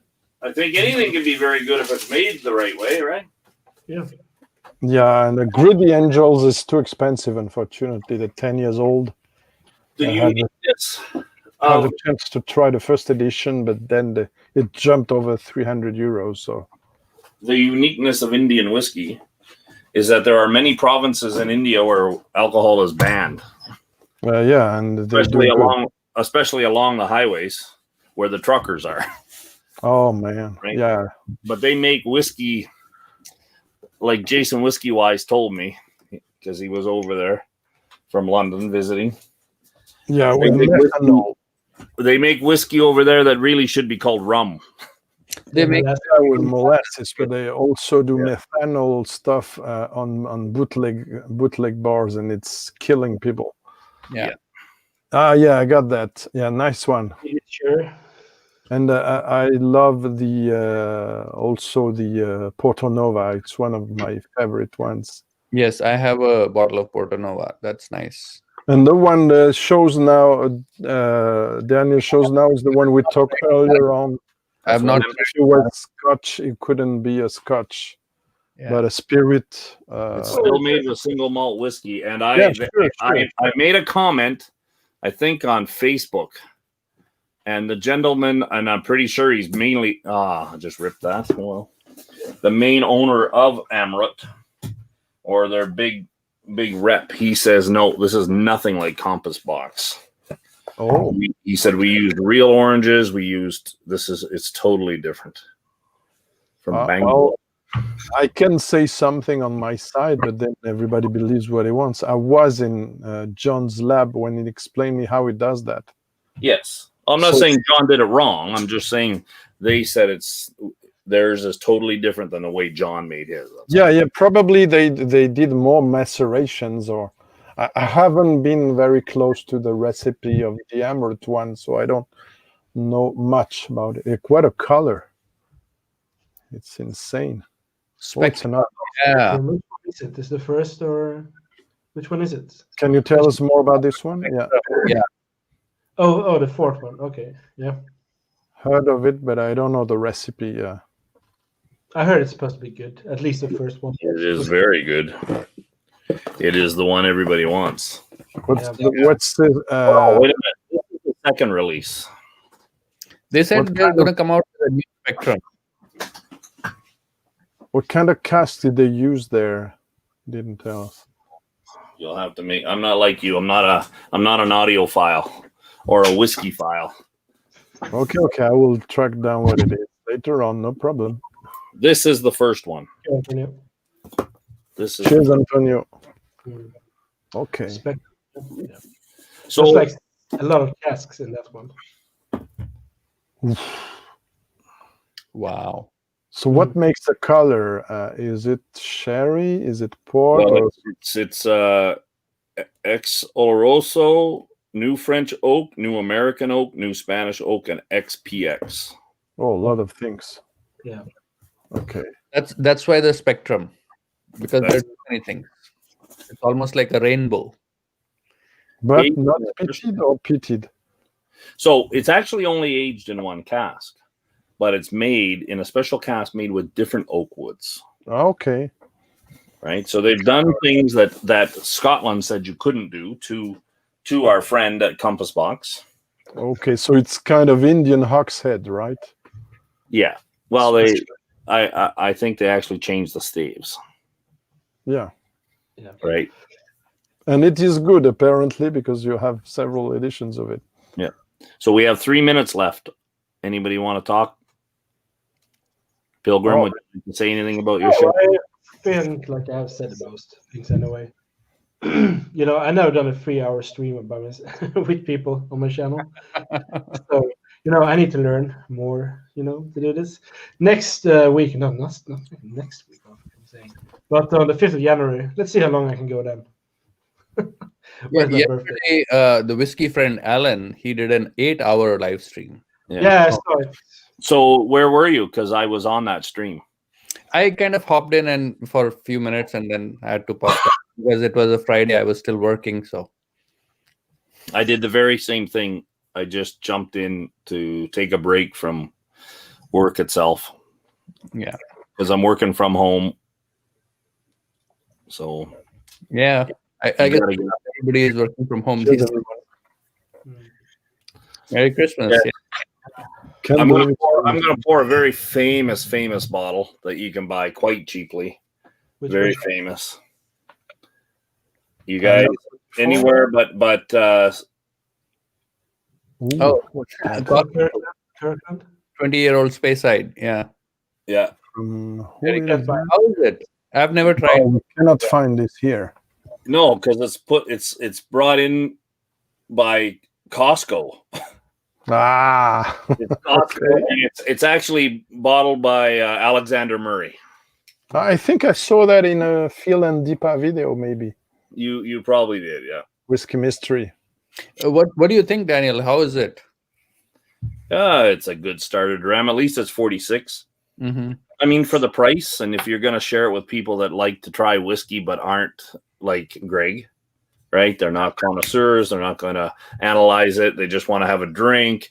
Occasionally, you might have one that wants to make a cocktail out of it, so we'll make a cocktail. It won't hurt your budget or your feelings. I can do that. I have cheap whiskey, and I tried it without analyzing as well. What do you think? But on the other side of it, if I'm going to order or make my own cocktail, why would I want to use cheap ingredients? Of course. So why not? Have you not on Facebook or Instagram found the whiskey blasphemers? I'm not on these platforms. You look at whiskey blasphemers, look them up. Yeah, these guys know. And and we need to.